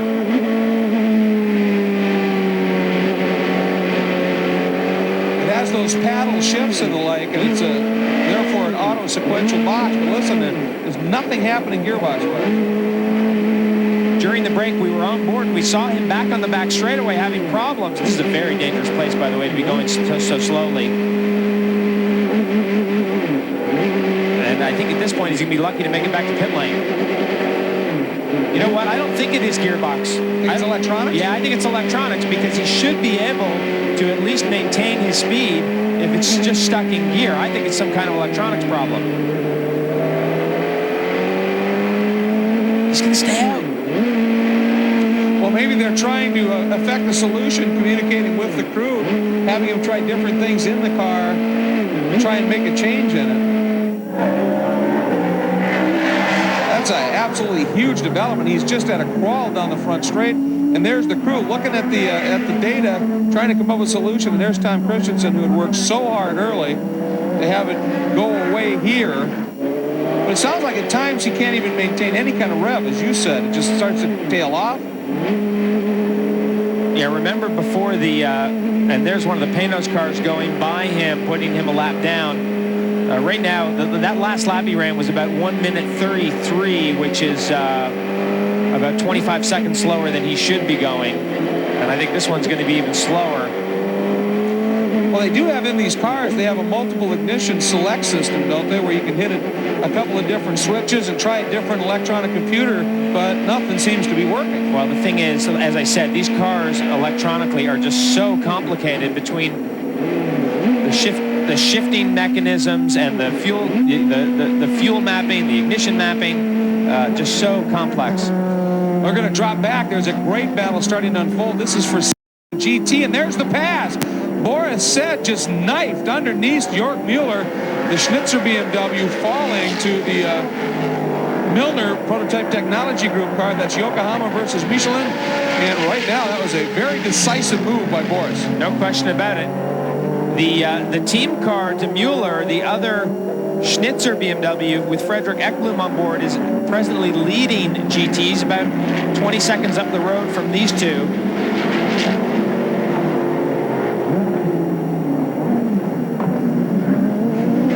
See if Mueller's going to be able to come back at him, but the way Boris went by him, it certainly appears that Boris may have just a little bit of the advantage at this stage. Down the chicane, and there's Capello down in pit lane. They dropped the car off the jacks. Now they're going to take the engine cover off.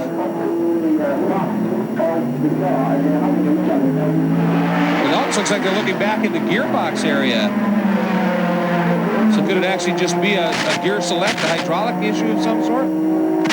Well, like I said, Greg, these cars are so complicated. And they have been incredibly reliable. Remember, they won the 24 Hours of Le Mans the last 2 years running. There you can see Calvin's having a look around in there. Calvin, I don't know if can you see anything in there? Apparently he's having a problem with the mic, and they're bringing another one down to Calvin, so he's there, and nothing's more frustrating for Calvin Fish than being there and not being able to say anything about it, because so knowledgeable. So the camera guy goes to work for us, some exceptional camera work from, that's they call him Shifty. He's a great guy, Tom Chabel down in there, and trying to get in and really show you exactly what's happening as they go to work on it.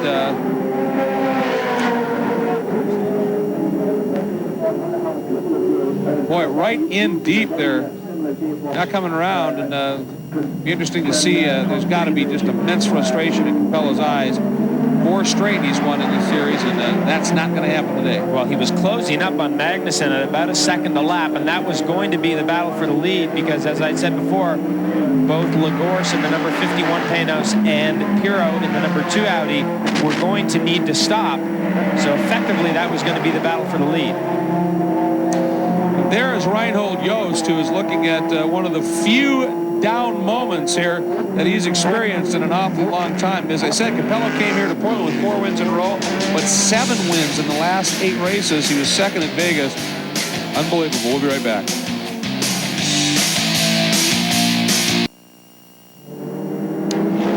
Welcome back to Portland for the Grand Prix of Portland for the American Le Mans Series. There's your leader, number 2, Emmanuel Pirro, and he currently has about a 15-second lead over Jan Magnussen, the number 50 Panos. However, things have been a little bit more interesting for the 3rd place car, the team car for Magnussen. That's the number 51 machine of Klaus Graf, who currently runs in the 5th spot, as we get a good look there at Pirro at work. But Graf, who was not that far behind here, he's almost about to go down a lap ago in the Chequered.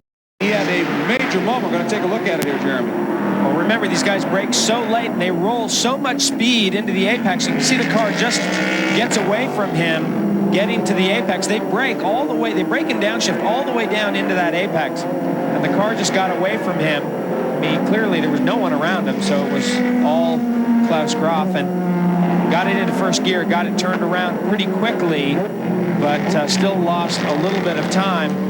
Well, now the number 2 car is coming around trying to put him lap down.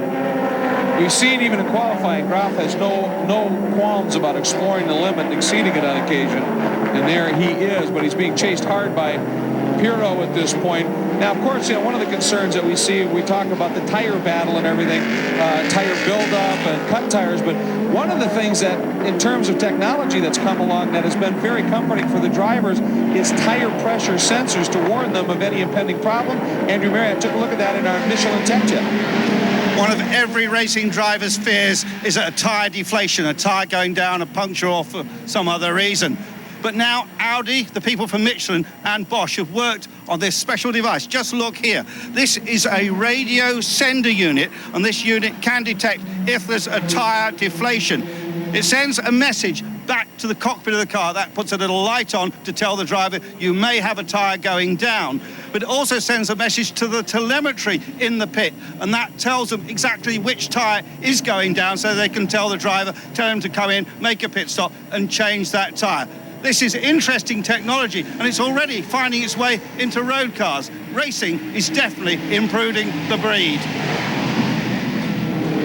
Well, very much so, and as I said, and as Andrew pointed out, so important for the drivers as well, just peace of mind. We're on board now with Capello, and the car is back up to speed, but Andrew, they spent quite a bit of time down in the pit solving the problem.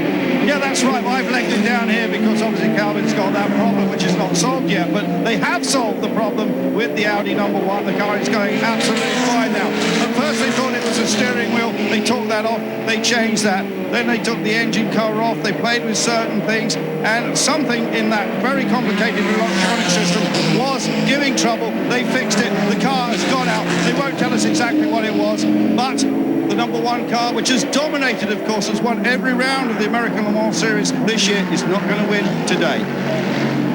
No, indeed, there is the number 2 of Pirro. We're getting reports that it might very well be making its final stop, we would suspect, here coming in. And if he does, Jeremy, you were talking about with their late pit stop and the way they've been able to nurse fuel, this could be a quick one. Well, they've got less than 30 minutes to go in this race. If they don't take tires, which I'd be very surprised if they do, this is going to be a short fill. Right now, he's got about 18-second lead on Magnussen. Calvin, let's go to Calvin. Well, Pirro stays in the car. Shouldn't be a full fuel load. Definitely no tires at the ready. Just the fire extinguisher. They're going to be a time stop, I believe. It's taking a little bit long. We've only got about 30 minutes left. Splash of gas there. Went inside the helmet. Puts his face shield down. He's back underway. Boy, now he's got to negotiate as there is number 50. Magnussen, who has picked up the lead. And remember now, Pirro has to negotiate that very long run all the way down the pits at something like 37 miles an hour to get back out. And of course, the question there is if he did get fuel inside his helmet, the fumes in there with that visor down could be very problematic. But now, Jan Magnussen finds himself in the lead. And one of our BMWs at an absolute stop on the backside of the track that Magnussen just flashed by. But Magnussen now out in front. And of course, tires, Magnussen's been on these tires a little bit longer, I think, than Pirro, but nonetheless, it should be fairly much. And there is number 10, and that is currently being driven by Nicholas Johnson, 5th in GT. That's the car that we saw Magnussen flash by, and there's no way, I don't think he's going to make it around. Well, in reality, he should be pulling this race car off the racetrack because this will definitely bring out a full course yellow, a little bit blind back in this part of the racetrack. It sounds like it's running. It just sounds like it's lost drive. Well, we'll see what develops here. By the way, we want to remind you as well, unfortunately, Terry Vorchler and the Celine are done. They've had to call it a day. So the vet's looking well placed in GTS. And there's the spray, and Pirro reacting. Welcome back to the Rose City, Portland, Oregon, with Mount Hood in the background. This is the 4th round of the American Le Mans Series, the Grand Prix of Portland. And it's been a very interesting and evolved race so far. We are under caution because of the stalled car, the number 10 prototype technology group, BMW, of Nicholas Johnson. They have got the car essentially removed, so you can see the lights are out on the pace car. But a little bit more drama being thrown in here. Jan Magnussen, no way to communicate with the pits at this point, and they're other than with the board, as that board showed is going to be showing him the next time by.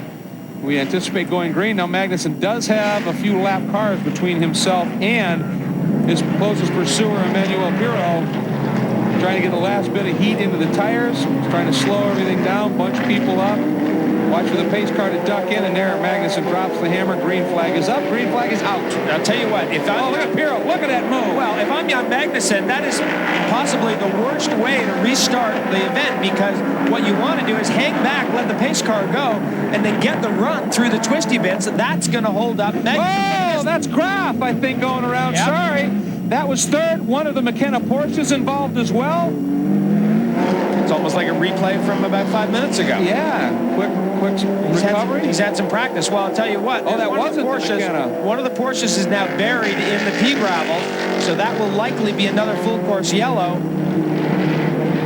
I believe that's the number 69, the Wankin Foster entry, who's buried there. And if that is, now there are no lap cars between Magnussen and Pirro. That's very interesting. Foster, the driver, and yeah, he's in there, and that's definitely impact area territory. So I think they'll have to get him out. But had Magnussen, as you said, rolled into it, got everybody up to speed, would have been a lot tougher for Pirro to have dive bombed everybody and jump right up onto his tail. Let's go back and take a look at what happened into the chicane at the restart. Watch for it. There's Graf. Well, as usual, it's one of the Corvettes that hits. There's two separate accidents there. Yeah, sure is. The 51 gets hit by, well, I can't tell who. It's one of the Corvettes here that hits the Porsche. That's already happened. See, the Porsche there is parking its way in the pea gravel. I think that was Johnny O'Connell. The guy that really made out with that is Andy Wallace. And I see the lights are on the pace car, so I think we're going to go yellow again. There's the pop there. That gets the Porsche. And then it's one of the number 22 Porsche that hits Klaus Graf. I'm not even sure Graf got hit, actually. I think he may have some severe problems with rear brake lock because, I don't know, Jeremy, he may have, I'd like to see it again because he may have gone around by himself. We are full course caution, as you point out. So we get to rein everybody in and do it all over again. Graf apparently has spun again on the backside. We just missed it here. So he may well be struggling. We're going to show it to you here. This is back in the chicane. Up by himself again. Oh, and there is the 42 BMW. One of the Schnitzer BMWs, I think it was the 42 in that shot, spun as well. That would be Jörg Mueller. Frederick Ekblom in the number 43 Schnitzer BMW is leading GT. His teammate is Jörg Mueller in the number 42 car. There is the safety car. There is our leader, Jan Magnussen. I guess now the questionable strategy on the restart is really not a factor for Jan Magnussen, but my point about that restart and Jan Magnussen was that he has the opportunity to drop his speed down, let the pace car roll away, which he didn't do. Now, this is the run down into turn one. There's the Corvette hitting. I can't tell if that car got hit or not. Yeah, it's tough because he wiggled while the Corvette was right behind him, but I don't know whether he got helped. He comes across. There he goes. He did it all by himself, didn't he? Yeah, I think he did do it all by himself. So the cars were all so close there. Yeah, the number 22 is in. That's the McKenna entry. Randy Pope's behind the wheel. Oh, look at the damage to that tire. Calvin? Well, you saw it there as they pushed it over the wall, Greg. Major damage to the left front wheel, caused a puncture. And actually, the gamble was taken by the 23 car just before that caution period. Lucas Luhr came in, fitted 4 Fred tires, and that could really be a factor. They've really got now, and they got fresh on that Porsche. He may be able to attack the BMWs. Well, Calvin, I think that this car might have made contact with the 42 car down in the festival, because in one of those replays I saw the 42 car backwards. So I think there's more to that whole situation than we know right now. And as you point out, the number 23, the Porsche with the brand new tires, and this caution allows him to regroup with the pack. This could be an interesting battle in GT, let alone up front for the overall. We'll be right back. Welcome back, everybody. We'd like to remind you to join us here on Speed Vision for World Challenge coverage from Sonoma and Sears Point International Raceway, Friday, August 10th. The World Challenge Touring Car Championship at 8 p.m. Eastern Time. The World Challenge GT Championship coming up at 9 p.m. Eastern Time. Some of the best racing going is the Speed Vision World Challenge, and you can enjoy it right here in Speed Vision Friday night, August 10th, as we're watching a very interesting race unfold here at Portland, and a couple of BMWs development there. But first, let's check in with Calvin Fish with Tom Christensen. We caught up with Tom here. Tom, didn't know how to bring the car in, major gearbox problem, but I understand you were having a similar difficulty earlier in the race. Yeah, in the middle of the race, in my second part, I lost. I was very inconsistent, but then when I asked for a gear, it wouldn't change up, especially third to fourth, and I had to use the clutch a few times and go back to the normal system. So we were aware of it, but it got worse with Dindo, and they had to bring him in because it was actually stuck completely in gear. But they worked miracles. They fixed it, but as competitive it is right now, obviously we're not in the top anymore. Okay, well, interestingly enough, Tom did get the fastest lap at the beginning of the race. That's worth a bonus point. Andrew Marriott and the BMW cam. Yeah, I'm with your car. Obviously, we didn't expect the car to come in right then, did we? Yeah, Jay just said there's something wrong on the rear left, but I think that's when Randy Pope hit me. That wasn't a very fair move. You know, he hit me in the back after the restart in the chicane. I mean, for sure she's... But between us, it was always fair. The car's just left now, so you're not very happy about that at all? Not at all, no. I mean, the car's a little bit bent now. It looks like JJ felled it, so yeah, we'll see what we can do now. Going to have a word with him? Definitely, sure. Not a happy man, Jörg Müller.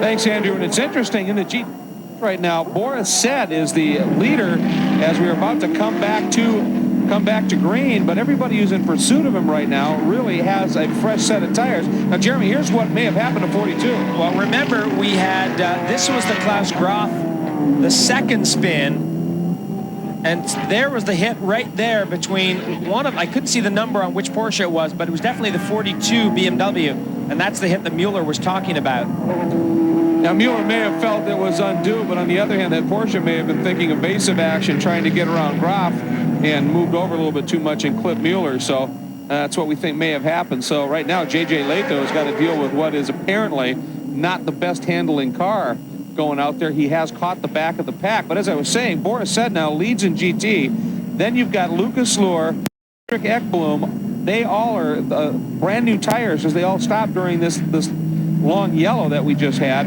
And so the pursuit here could be pretty interesting. Yeah, you've got Lucas Luhr, Ekblom, and Leto all on fresh tires. We don't know how good Leto's car is. Now, here is Jan Magnussen, another opportunity for him on this restart.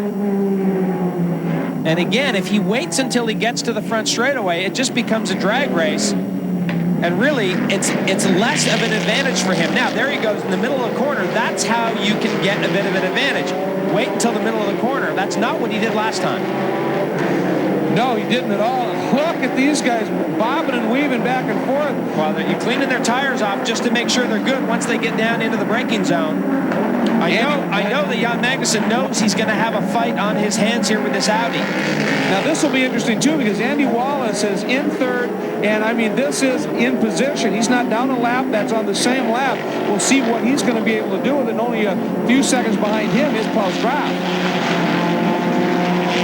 We are inside 10 minutes to go, about 9 minutes to go here. I don't think Andy Wallace has got what it takes with this champion Audi to run with these guys right now. I think this is going to be a two-horse race in this last 10 minutes. And I think the guy with the biggest load on his shoulders is Magnussen because he's got more mileage on those tires.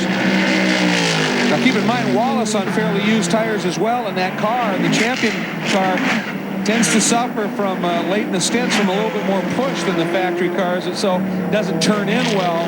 So it's going to be interesting to watch that. We'll also try and see what's happening in the GT division. A lot of cars between Boris Said, Lucas Luhr, Ekblom, Leto. However, not a lot of time left, and that could be the issue. In terms of GTS, it's a mano-a-mano battle between the two vets, and they may race each other hard, but they're not going to do anything silly. Johnny O'Connell, 7th overall. Kelly Collins, a second back in 8th.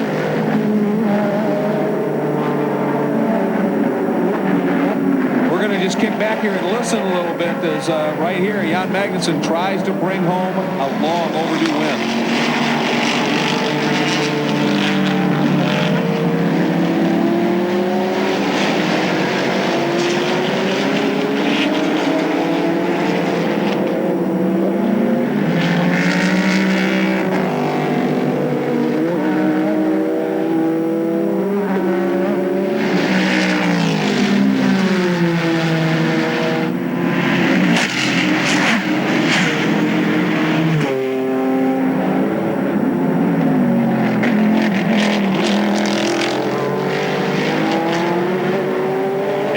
Gave up a bunch of time there through the S's and into turn 9, and Pirro has got a great run. He was feathering it even onto that front straight, wasn't he? Down into the chicane, and he holds off Pirro. This time, now last time by start finish it was 9/10 of a second. This time 5/10, and arguably, as you said, Jeremy, that was all in that very high-speed S's section that he lost ground. Pirro trying everything he can to preserve the winning streak for Audi. That's a remarkable story. We'll talk more about that when we come back for the last couple of moments here at Portland. Welcome back to Portland. We are in the last few minutes, just about 7 minutes or so remaining in the Grand Prix of Portland, and this is the battle for the lead. Magnussen, listen to him. He feathered it. This time he got on it a little bit more aggressively and was able to preserve some of that launch straight. Jeremy, the story I was talking about, as we mentioned in the open, Audi, when you include the European Le Mans Championship and when you include as well Le Mans itself, they have won 14 consecutive races. It was the Nürburgring in the middle of the summer last year when the Panos, and anybody else for that matter, has won a world-class sports car race. That streak is well and truly in jeopardy. And who would have thought it would have been these cars that were really done? I mean, the Panos team was finished with these cars. They had fully committed to the LMP 007 and its development, and they had decided, okay, we're moving on. Well, ever since they pulled these cars out, I mean, they had a respectable run at Sears Point, but everyone has been so surprised here in Portland at the competitiveness of these cars that are essentially 3 years old. Well, the track's certainly conducive to that, but it's just a remarkable story. Here's that battle in GT. Now, keeping in mind, Boris Said is about 9 seconds clear right now of the number 23 McKenna Porsche of Lucas Luhr, just going out of frame. Right behind him now is J.J. Leto. Apparently that car that York Mueller was concerned may have been damaged is working okay. There's Boris Said leading, but he is on old used tires by comparison to everybody else that is pursuing him at this stage. There's Boris, and again, it's about 9 seconds or so, as I said, to the group behind. There it is, and they're coming up, going around the lap car, the number 30 entry. There now is 23 Lucas Luhr, and he gets a little bit of a break as Leto cannot get by that Peterson Porsche at this stage. Certainly going to be helping out its McKenna brethren, you would think, not making it all that easy. Leto trying to squeeze down underneath. Now it's a drag race down this front straight. And looks like he's going to get it. And looks like Ekblom might even get by as well. A little bit of damage to the front of Luhr's machine right there, as you can see. Well, that's probably the pop from onto the 42 car. That's probably the damage we saw in the 42 car, which caused them to make those 2 pit stops. The car seems to be running okay right now. I think the biggest thing here is that Boris Said is running on clean racetrack. On clean racetrack, and he only lost a little bit less than a second to the better tires of Lucas Luhr at this stage. Meanwhile, up front, look at how Pirro closes up midsection of the festival chicane, but look at the explosion off the corner that serves Magnussen so well. Nothing like that V8 torque. No turbos to get spooled up. None of that business. Just put your foot in it and off it goes. And there's no question that Jan Magnussen has got his hands full here with Emanuele Pirro, but what a great fight these two are having. Magnussen, an awful lot of experience, though. It's his 24th consecutive start in the series. It's the most in series history. In fact, he's the only driver to have competed in all 24 races in the American Le Mans. He's got 2 wins here at Motorsport 99 with O'Connell, and of course in the rain at Nürburgring last year with Brab. And you remember, he did a little Formula 1 racing. It was just incredibly dominant in Formula 3. Pretty savvy driver. Now, how to go along with that just brutal speed of Jan Magnussen. And this is where the Panos seems a little bit weaker, is that braking zone. But this is where it seems so strong coming off this corner. You can see the Audi struggling to get power to the ground. He's probably trying to go to the throttle earlier. But when those turbos spool up, that thing really just explodes. But it's not as controllable as the normally aspirated V8. Just a remarkable streak is in jeopardy here. And the fact that it came, there's Brabham. Boy, you talk about a guy who's pretty wound up as well here, watching Magnussen go to work here. But for it to come with one of these older cars that they really pulled out of storage. In fact, one of them had to come back from overseas where it was being run by Westward Motorsports in the ALMS series briefly. For this to happen, and then the success, the podium at Sears Point a week ago, and then pole, and maybe even a better run here. And now some traffic going to play into it. And this might help Magnussen, again, with the V8 torque. If he can get by one of these cars and be able to work traffic a little bit more effectively, then Pirro, that might be it. Oh, he would have loved to have got him here, and he gets by. Pirro's going to knife by cleanly as well, though. He had no choice there. He had to get that done. He had no choice. He got some help from the Viper, no question. Now, a couple of Porsches. And this is not where you want to catch cars.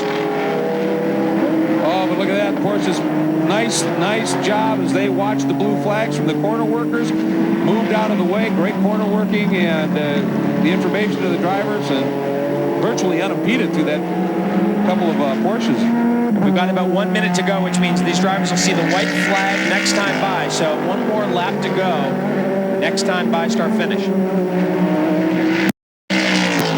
Coming up to that turn 7-8. This is so fast, unbalances the cars right when they get up on that curve there. Man, look at all this traffic up ahead. There's one Porsche, and I think they're going to catch a whole bunch of cars on this last lap.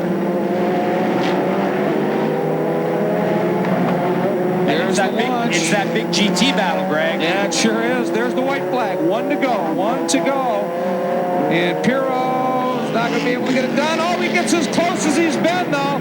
But not enough. And as you pointed out, they are quickly going to run in here. We've been talking about that streak of Audis. They have not lost in 14 races. They have not lost in about 15 months almost. That's just an unbelievable streak here. Look at what there's that battle in front. Magnussen is driving. This is a race. Those 3 cars are all racing for position. That's 2nd through 4th in GT. This is all about getting a run onto this back straight. And if one of there's the break. That's exactly what Magnussen needed. Oh, and there it is, right there. The BMW didn't catch sight, I don't think, of Pirro. Held him up momentarily, and that may have been the race, Jeremy. Clearly. I mean, certainly there was no guarantee that Pirro was going to have a shot at him, but that was the kind of break that Magnussen needed to give him just a little bit of breathing room. Tiptoeing through the last corner onto the front straight. The streak is gone, and Panos gets its 5th American Le Mans Series win. Coming by the front straight, Jan Magnussen finishing the job that David Brabham started back in qualifying. An unbelievable development here in the Rose City. Panos won in 2000 at the Nürburgring, and in '99 won at Motorsport Portland right here and the Petit Le Mans. But I am not sure when will be. He could come up with one that was sweeter than this after that long drought. There's your leader in GTS, Johnny O'Connell. And not too far drift to him is Kelly Collins, but O'Connell had him covered. And with the problems for the Celine, in the hands of Conrad Borschler. It's made it a bit easier on these guys, and there's your 675 category winner. 57 of Milcaduno, John Graham, and Didier de Radiguez. Very trouble-free run for them. Onto the front straight we go. There is O'Connell, and he picks up the win. And they weren't even going to come here originally, the Corvette team. And there's the 6, Boris Said. And Hans Stuck taking the win for Tom Milner's Prototype Technology team. Just an unbelievable developments throughout the field, but the biggest unquestionably, Andrew, is with the Panos. What a day, what a day. Oh, unbelievable. Unbelievable, it really is. I mean, yeah, when you coming here, we've been in competitive shape, but we were probably more competitive than I thought we were, particularly in the race. And I mean, these guys deserve it, they really do. I mean, it's just a fantastic result for the team, fantastic for Michelin, Sensomatic, everyone. I mean, it's just fantastic. And those last couple of laps, you were on tenterhooks. I haven't felt this nervous for some time, but I tell you what, I mean, right at the end there when he locked up and Pirro was just nearly about to grab him, he shouldn't do that to us. He really shouldn't. Well done, enjoy it. Thanks, you. Thanks. Jan Magnussen takes the lap of honor, but this has truly been very much a team win with Brabham and everybody at the Elan Motorsports equipped. What a story. We'll be back. You think this win meant something to this team? Look at Jan Magnussen celebrating big time, absolutely lighting it up here, and even scorched one as he came into victory lane here in celebration. And boy, he is loving this moment, and he is down with Calvin down in victory circle. Cal. Well, he's down there in victory lane. Big hug from one of his ex-teammates, Johnny O'Connell. We're going to get a word in here. Kisses all the way around. I'm not going to kiss him, but Jan Magnussen, what a performance out there this afternoon. You and David, great run. Thank you. As you said, you know, David started off and did an unbelievable job. So when I got the car, we were in the lead on near. So when I got in the car, I went on the used tires from David, and it was very slippery, but no problem. The yellow came at a good time because I was trying to save fuel, and you know, I couldn't really do what I wanted to. What about the pressure from Pirro at the end and the car, old tires? Had to be nervous with the traffic. It was a bit twitchy, and then all the traffic came on the last lap, and I thought, oh, man, this is it. So I tried to sort of hold him back a little bit and then go for my shot, but it worked really well. All right, well, great run, Jan. We love to see it. Thank you. Andrew. I've got Emanuele with me. Well, you tried so hard, you just can't win one of these 2 hour 45-minute races. You bet. We really tried hard. The weekend looked good on Friday. Saturday we had a lot of problems and we basically threw everything away. Today the car was not so good. I mean, it was okay, but there was a lot of oversteer, and Frank already warned me. So he pitted and he gave me new tires, and I went out for a double stint on the same set of rubber. And I really tried. I mean, I'm happy for the Panos guys, but I gave them a big push. It was slippery like hell, and I'm happy with second place, but obviously when there was a restart, you know, last 10-minute sprint race, I was really hoping to make it. And then on the last lap, you almost got by. Yeah, but it's one of those things, you know. You try, but he was there to win, and for him, especially, it was either winning or nothing because they're not really fighting for the championship. And we had a part of bodywork broken, which produced a lot of oversteer, and it was difficult. It's good, you know, races are like this. I tried for a fraction he won, and that's the way it is. Thanks very much, Emanuele. Boy, he alluded to the comments from Frank Biela with this great crowd on hand here at Portland. If that opening stint where Biela lost some 40 seconds with problems, if that had gone a little bit better, who knows how this might have turned out. Jeremy, there's our top 10 at this point, obviously in the overall. And we didn't get the GT in front of GTS, but nonetheless, stuck it well into the top 10. Well, no question about it. You can see them right behind the 2 class-winning GTS Corvettes of O'Connell and Pilgrim, number 3 and 4 there, 7th and 8th. So the GT cars were close. Great run by Boris Said and Hans Stuck. They really weren't in the thick of it all day. They decided at that last yellow to stay out on their tires. Everyone else stopped and changed tires, and that was really the difference for them. Well, Stuckett backed off a little bit early, and that apparently he had a plan and it was working. And of course, great run by Graham Milcaduno and Didier de Radiguez down there as well. But let's go back down to Victory Circle. Calvin Fish is caught up with our GTS winner. Well, big smiles in the Corvette camp, and Johnny O, the magical season continues, mate. I'll tell you, it has been great. Everyone at Pratt & Miller, what a race car. This Corvette is unbelievable. But, you know, really this time of event is a team deal, Calvin. I mean, they made a good call on us to pit on that first yellow, and that gave us a big lead when the Celine finally did can't come in. So even if they didn't have a problem, I think we had them covered. But, you know, it was just a great fight. I mean, I got my good buddy Kelly here, and, you know, Kelly drove awesome.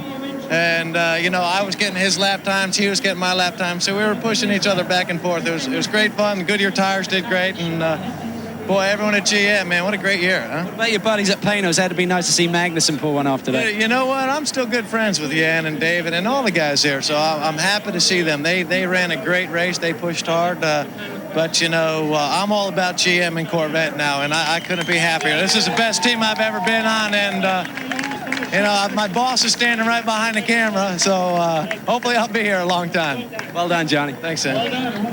He keeps working it that way. He should be around. And keep in mind, with that win, it's the 4th win for Ron Fellows, 3rd for Johnny O'Connell, and we're just talking in the GTS division. So Johnny O'Connell, a lot of success in the Le Mans Series. We'll be back with more from Portland in just a sec.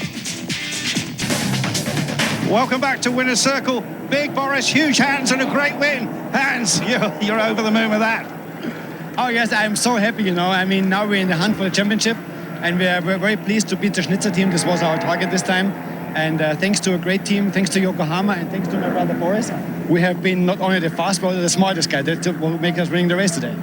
Yeah, right at the end, you didn't take fresh tires on the yellow. That was obviously calculated. No, I mean, today it was a tire war. You know, Porsche and BMW had Michelin's, we had Yokohama's, and, you know, our tires were as good on the last lap as the first lap. So, you know, Yokohama gave us a great tire day. They've been working real hard on our car, and the team did a great pit stop, and, you know, we have the best car out there, BMW M3. So it's the ultimate driving machine. Hans did a great job, and, you know, I'm tickled to death to be in Winner's Circle. Two happy men are going to be celebrating. They're needed up on Victory Circle there. Back to you guys. Yeah, Andrew, I think the dinner rolls will be flying tonight during dinner. There's no question of that. Let's take a look at our full field results here. We showed you the top 10 earlier, but we get a little bit deeper down in the packet. One of the things that they talk about, Hans Stuck saying they were the smartest drivers. I mean, he laid back early. He didn't push too hard. He conserved fuel, and I think that really made a difference. Well, he didn't get involved in that big thrash that was going on amongst those GT cars, and I think that was probably the right thing to do. Remember, his team car, the 10 car, got damaged. I mean, pretty much all of those cars made contact at one point or another during the day, and I think it was good strategy. But I think more importantly, they decided not to stop at the end, and that was really the difference for those guys.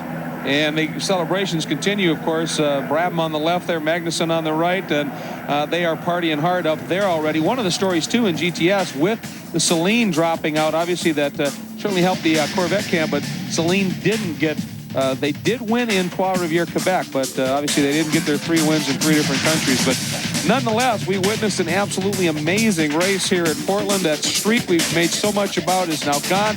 Pressure's off, I guess, in that regard. We'd ask you to always, of course, tune in on the internet. Check in for information on racing on speedvision.com. A great group of writers keep you well appraised of all the information happening on the internet. Thank you so much for joining us here at Portland, where it has been an absolutely awesome race. For Jeremy Dale and for Calvin Fish and for Andrew Marriott, I am Greg Kramer. Thanks again for joining us here in the Rose City. We'll see you next time on Speed Vision. Take care, everybody.